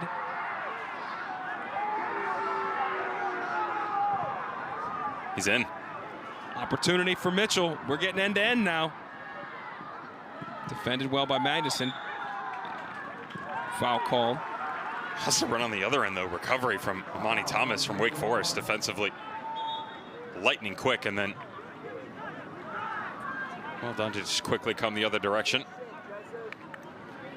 Who's inviting you to tailgates? You know, I'm not so sure we're allowed to name them on here. Well, I'm taking receipts that I was not invited, so I just want to know who I'd be mad at. That's all. Put on your expense report. Historic Riggs Field. It's been a fortress. One of the most highly attended venues every year in college soccer. Tonight we're over 6,000. You see 113, 37, and 17 at home under Coach Noonan. Now we will say Wake Forest does have 9 of those wins here at historic Riggs Field. They won last time they played here, 6-1 in a crazy game in 2022. And Gian goes down hard. He's holding his face. Freshman, 2-time national Gatorade Player of the Year, St. Benedict's Prep in Jersey. Reminds a lot of people of last year's Mac Herman winner. The way he moves is similar, right? He's got that low center of gravity, but just outside of a couple of moments, and those ones are usually the ones you have to worry about the most, but outside of those moments where he's really at top end speed, he kind of just floats. Any quick turn or anything looks effortless in nature. And credit to Mike Noonan. He talks about you don't want to take the creativity out of the player. You want to establish some sort of structure within the system, but you don't want to take away that artistry that enabled him to have that much success, because your hope is that that ceiling just continues to push even higher.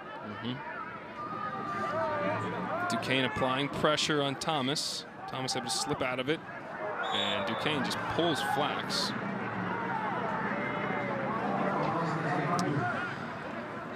Talked about football. We got ACC Network Week 4 lineup for you. Begins noon Eastern. 3-0 North Carolina taking on JMU. Then Virginia Tech hosts Rutgers in another non-conference game to cap it off. BC and Michigan State. 3-0 Pitt will also host Youngstown State. 3:30 Eastern on ACC Network Extra and the ESPN app.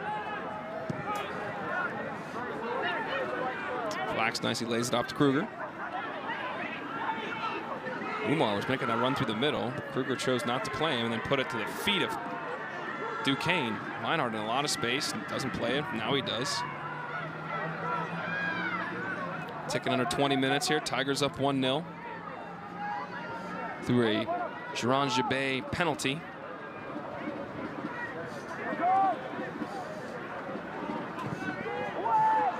Crossed in. Trimnell able to bring it under his spell. Wants to get a shot off. Does! Oh! That was touched by Alfin and then the post. Yoshizawa keeps it in. Finds Gian. He goes down, no call. Ball was deflected and now finds its way to Paris Smith Sidney Paris. And he wants a yellow card, but I don't know if he's going to get that.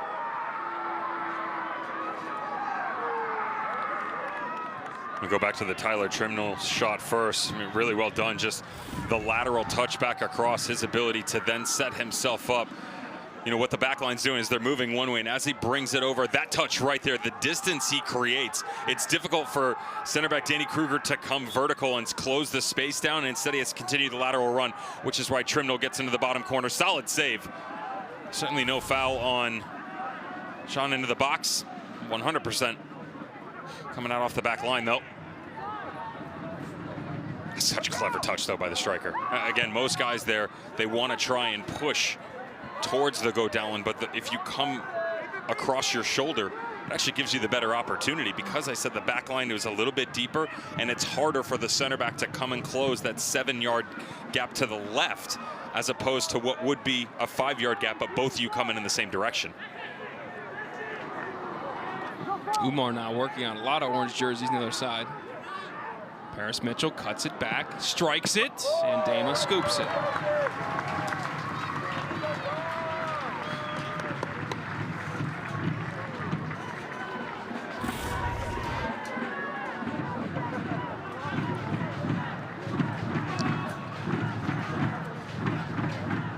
And Dana made it look routine. Had a save earlier in the half where he spilled it, almost gifted Wake Forest a goal, but they survived that, and they find themselves up 1-0.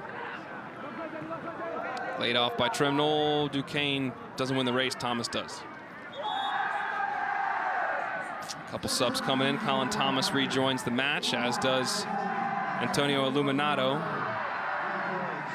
And Thomas is going to replace Danny Kruger, who's a center back. So as you take a look here, maybe we'll explain some of the tactical shift that's going on by Bobby Muse as an attacker comes in for a center back. Well, this would be Travis Smith Jr. shifting over next to Danny Kruger. That'll allow Sidney Paris to come and play what would be the outside back position, and he's played there before, no question about that, for Wake Forest. So they'd like to get him either more than capable in the one-on-one, and that's how you get further advanced in Thomas conversation.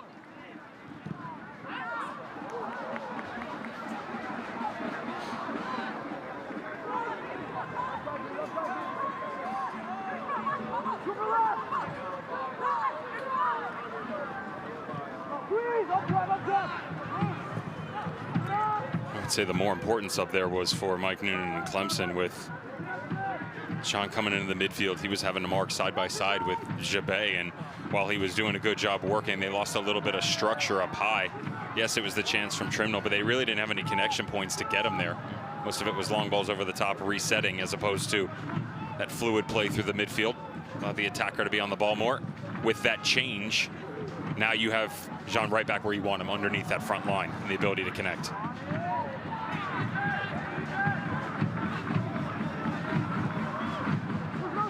Sean finds Meinhardt, lays it off for Yoshizawa. Out to Duquesne. They're now back to their starting lineup. The Tigers are. Remember, now in this year in college soccer, the men's side, you leave in the second half. You cannot re-enter. So a number of the starters did not start the second half. Duquesne battling. Digs out a cross. Okalola could give it a hit.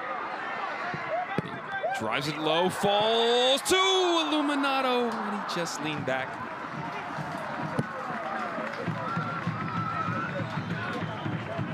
People think this is a little bit easier than it was. This is not an easy finish whatsoever. Watch all the traffic that pops up in front of him.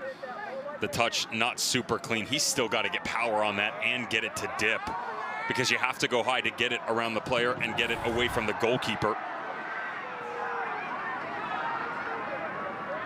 Paris now, remember, switched that left back spot, but the attacking mindset. He has more space, chooses not to keep taking it. Borso. Now Borso, playing more centrally, was playing out wide. That's where Bobby Muse tells us Borso kind of fashions himself in that spot. We'll see if he can be effective in the middle of the park. And Panza finds Borso.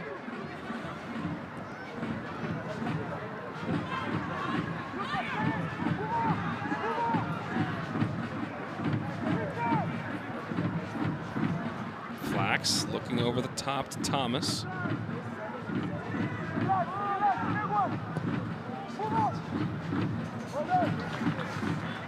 So we cross under 15 minutes here from historic Riggs Field alongside Devin Kerr. I'm Dallin Cuff. 1-0.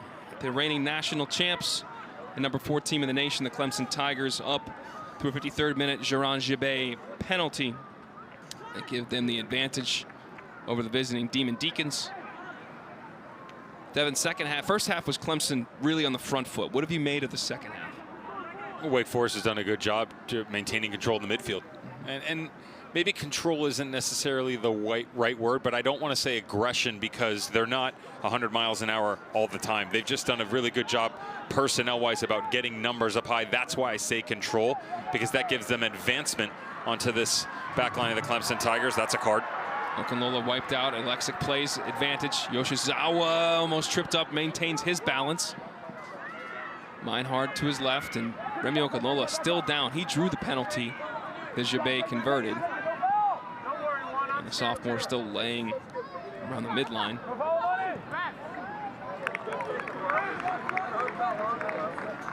And Okanola struggling.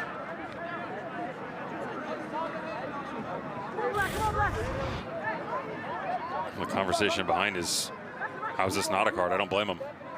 And when that ball went out, you should, I assume they would be... Come back to it. Yeah, exactly. Come back to it and issue the yellow card. It does not happen.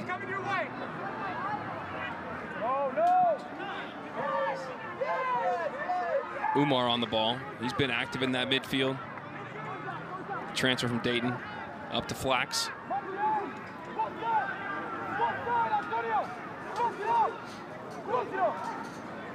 Well done by Flax. Still on it. Oh, makes a great cross. It's just White couldn't quite get there.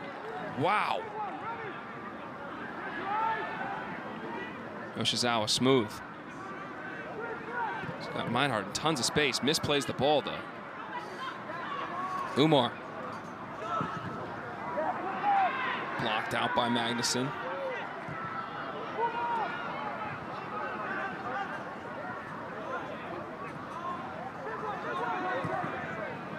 Jean trying to run it down to the channel. Oh, he's just clipped out pretty violently by Smith, and that will be a card this time.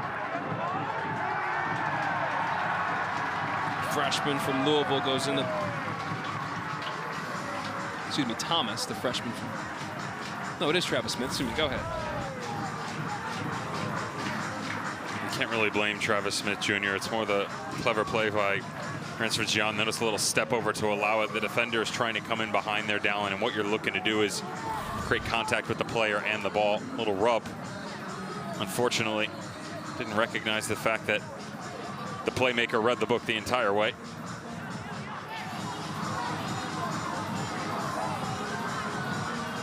In-house DJ dominating. Interesting music choice there. Yeah, it's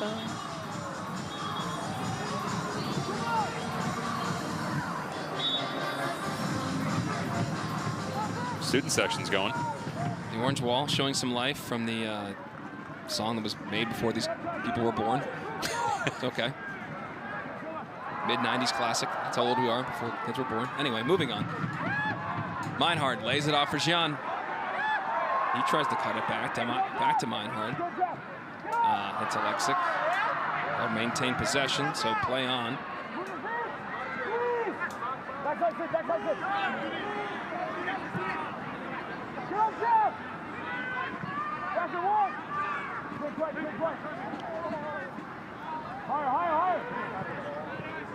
Yoshizawa again, nice turn.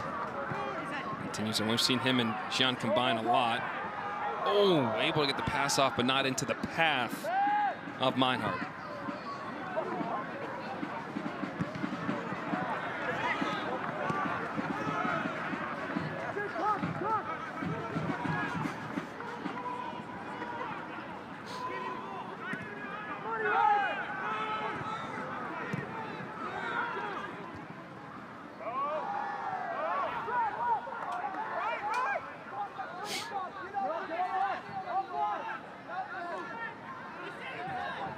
Meinhard driving. He's going to give it a hit.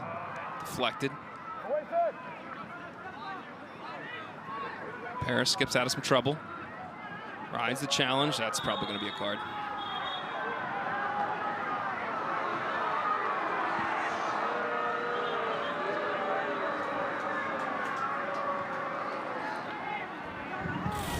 Unfortunately, still can't do this in from behind, although and the challenge we saw moments ago, can't blame him for trying.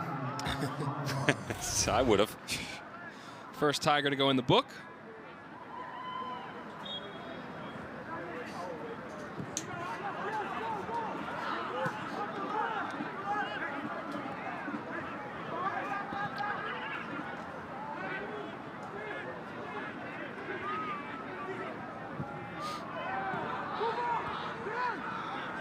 Borso.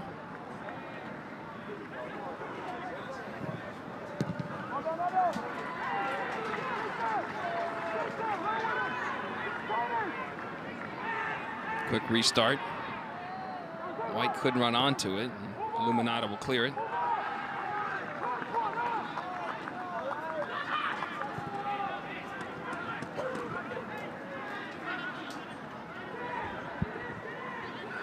Prince Mpansa coming up from a center back spot. Heavy touch.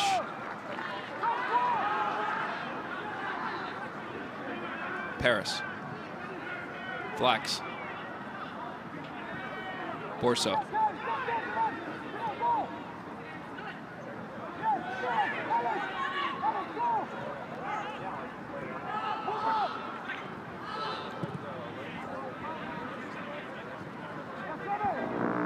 Paris, well done. Spins out of trouble. Flicks it back to him. He may have an opportunity. And it's deflected. Wake Forest wants a handball, and that could be one that can be looked at. And Nick Alexic is making the hand motion for a review, and they may have a serious gripe here.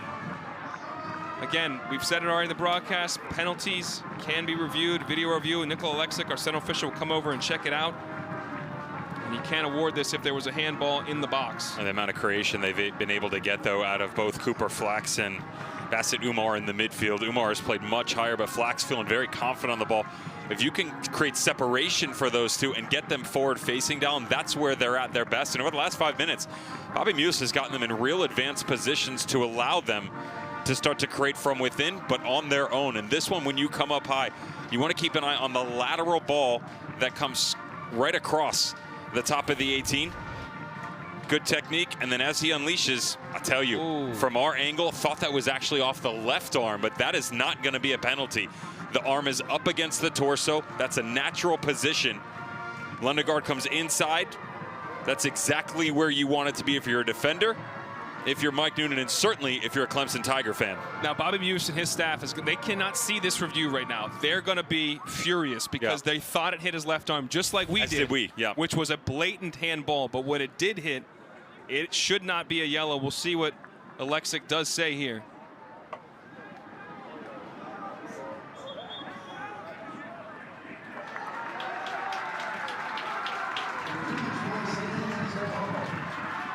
Now, Bobby looks a little surprised, and you'd have to just trust that he looked at the review and it's the right call made, because this really isn't a question. If it's his left arm, it's a stone-cold penalty, which we all thought.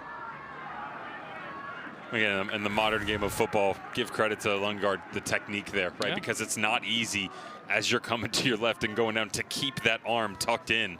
Very well done by the captain. And we'll praise Nick Alexic, too. In live action, got the call right, but knowing you have the video review, just to double-check it, well done. So Wake now, as you mentioned, they have generated more chances here than they did earlier in the game. This will be a dangerous set piece. Paris and Flax over it. Clipped in, headed out by Okunlola. Meinhardt sees Yoshizawa making the run down the channel, but Thomas is there to control it. He slips and falls, and it goes out.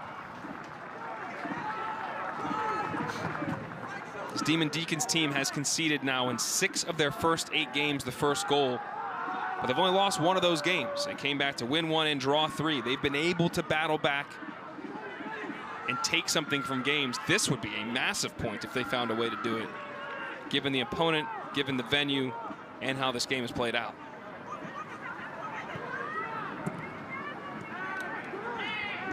I give him credit, by the way, with just inside 10 minutes to go. Although the record doesn't show it, the overall performances have been very good. This is really the only game where they've had to suffer a little bit.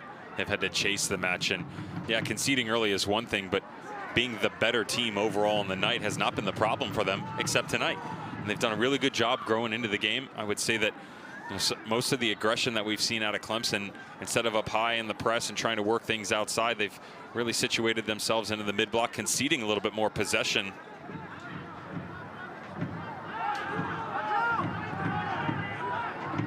Ponsa back to Alfin.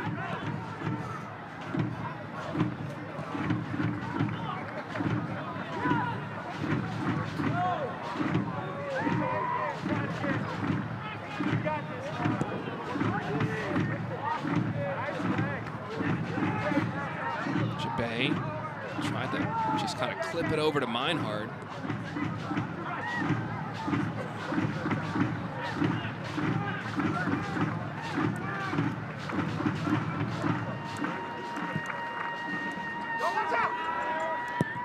And we heard the band moments ago. Where were we where the band was taking requests? Do you remember that? It was the Indiana band. Is that a College Cup? That's a great question. Their band was great. Real time. Boom. Probably has Brought to it be, right up. It probably has to be the College Cup, I would imagine. But if only there was a device that we had to communicate to someone on the other side of the stadium. Only we could do it. As tight as Sandy, a little slow to get up. You see Julian Kennedy now checking in for Borso. You see the goal differential by half. Wake Forest is +5 in the second half, -4 in the first.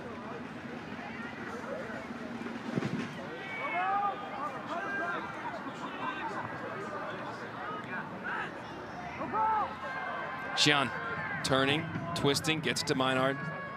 Okunlola. Oh, nice touch.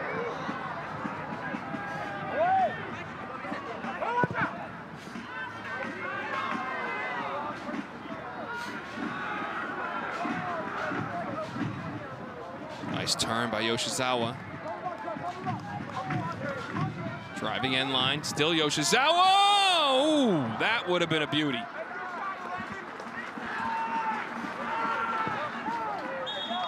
Transfer from Virginia Tech has these little moments where you can just see his talent and creativity. Nikola Alexic didn't like what he did after the whistle, though.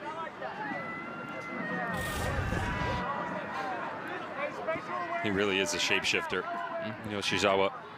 And you just watch his head. He's always looking up, scanning. Even in that moment right there where he's trying to pick out the back post, his last look wasn't where the goalkeeper was. He knew already because he had already peeked. It was where the trailing run was in support.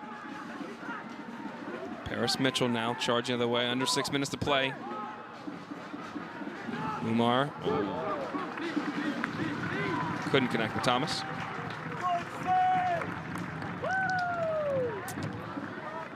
You know what time it is, Devin Kerr? Game time. Almost basketball season. Tuesday, Nothing But Net crew will look at every ACC school's upcoming basketball schedule.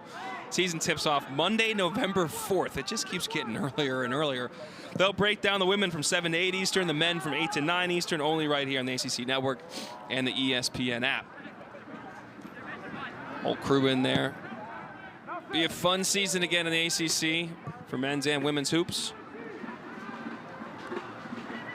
You want to talk about figuring out the transfer portal there, buddy. You got in both sports, about half the players move. It's like 1,500 kids as Mike Noonan wants a card here. Not going to happen for Julian Kennedy. Do you agree? Is he stopping a chance at an attack? Here's the thing about it. The answer in theory should be yes, but given the way the game has been called, it's not that surprising. That's where the frustration is coming from both of these managers because we've seen this a couple of times. Great tackle by Titus Sandy Jr. And yeah, you're right. We've seen a couple of those just be allowed to not be a card, so doesn't make it right, but yeah. If you're going to do it, be consistent. Oh, Xian in space, trying to get that quick trigger off, and Wake Forest defender is down. It took it off the head. That's Travis Smith Jr. And because it was his head, they're going to bring out immediate treatment. Take a look.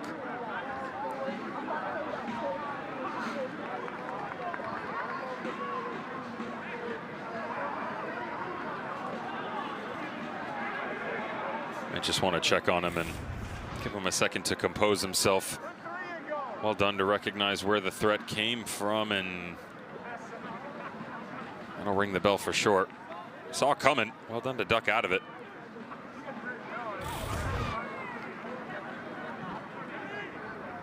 Also the recognition that it was going low on the strike from Ransford Gent.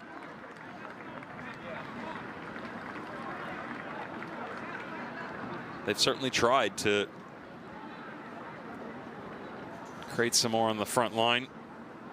Cooper Flax a little bit deeper, playing in that 6 as they've gone more aggressive in the midfield due to ideas from the personnel lacking to begin the night, and certainly not the case overall, though, as you know, they wouldn't call it a stranglehold by any means here in the second half, but certainly much better for Wake Forest. It is difficult to look back and really go, those were good moments, right? There's a handful that you felt, okay, maybe they might be able to get there, but nothing clear-cut like we've seen from Clemson. Travis Smith, because the treatment had to come on the pitch, he will be off and then had to be allowed back on, so Wake will be temporarily with 10.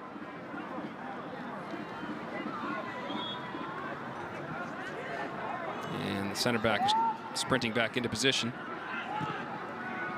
Yoshizawa out to Okunlola.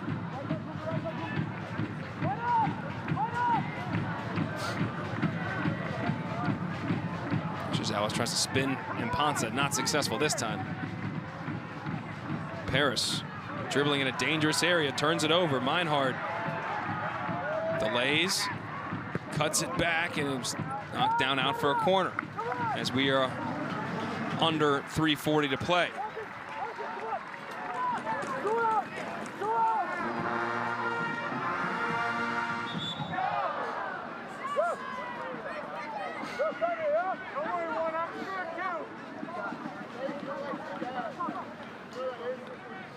Sixth corner of the match for the Tigers.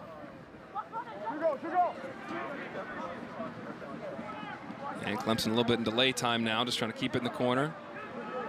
Yoshizawa was able to get out of the corner. Uh-oh. Could be on. He's got Gian. Lets it roll across his body. And it's turned over now. Maybe a chance for Wake to break the other way. Jeffrey White tried to flick it over Lundergaard. Well done by Lundergaard to break it up. Bobby Muse wanted a handball, I believe, on Lundergaard sliding in there.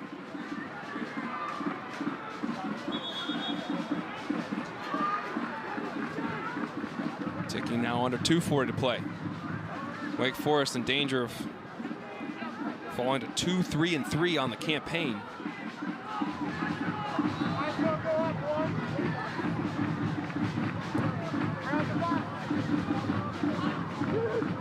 And Dama off his line to claim it.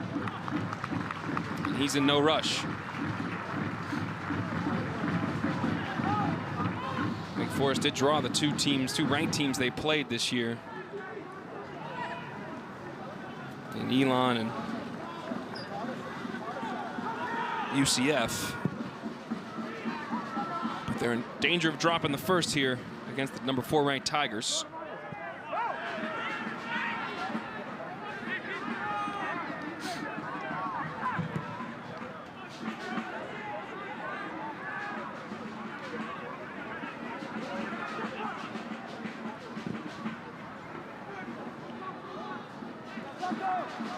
And ball goes out. Will stay with Deeks.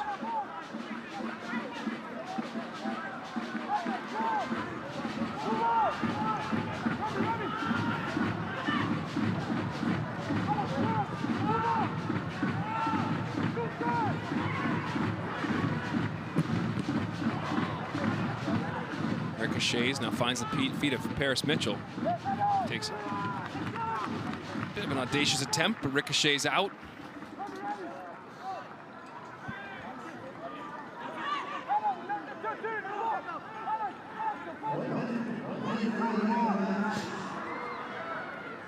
We're under 60 seconds. Clemson looking for their second consecutive win in the league. Wake Forest looking to pull one out at the end.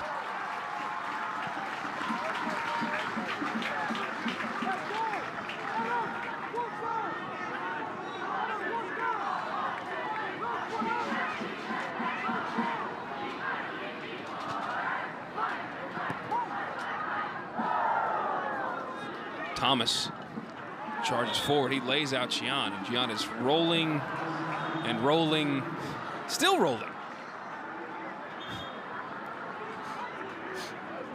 He's saying he's really hurt.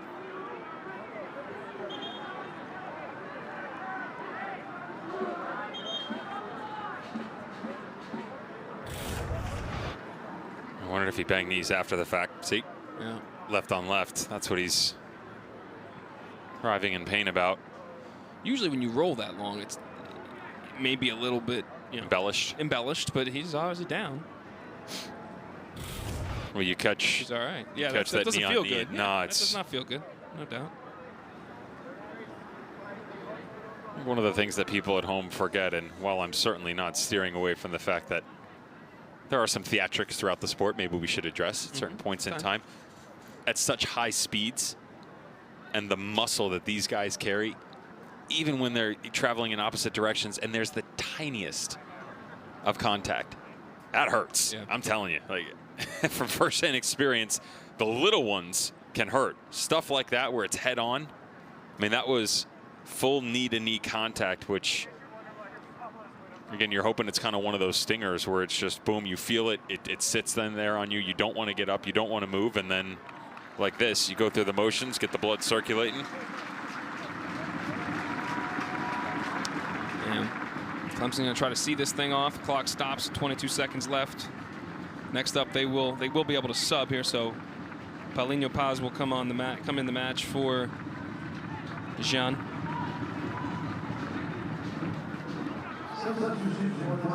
As the freshman from Bolivia.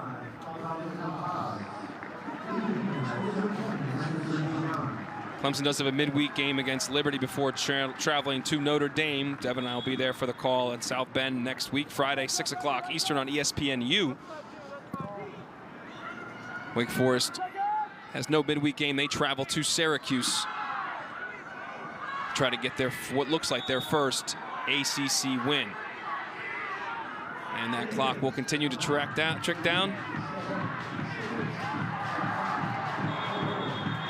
And Nick Alexic's going to stop the clock. Stop the game. Clock continued to roll, but the game is not. Okay, now he is blowing the whistle.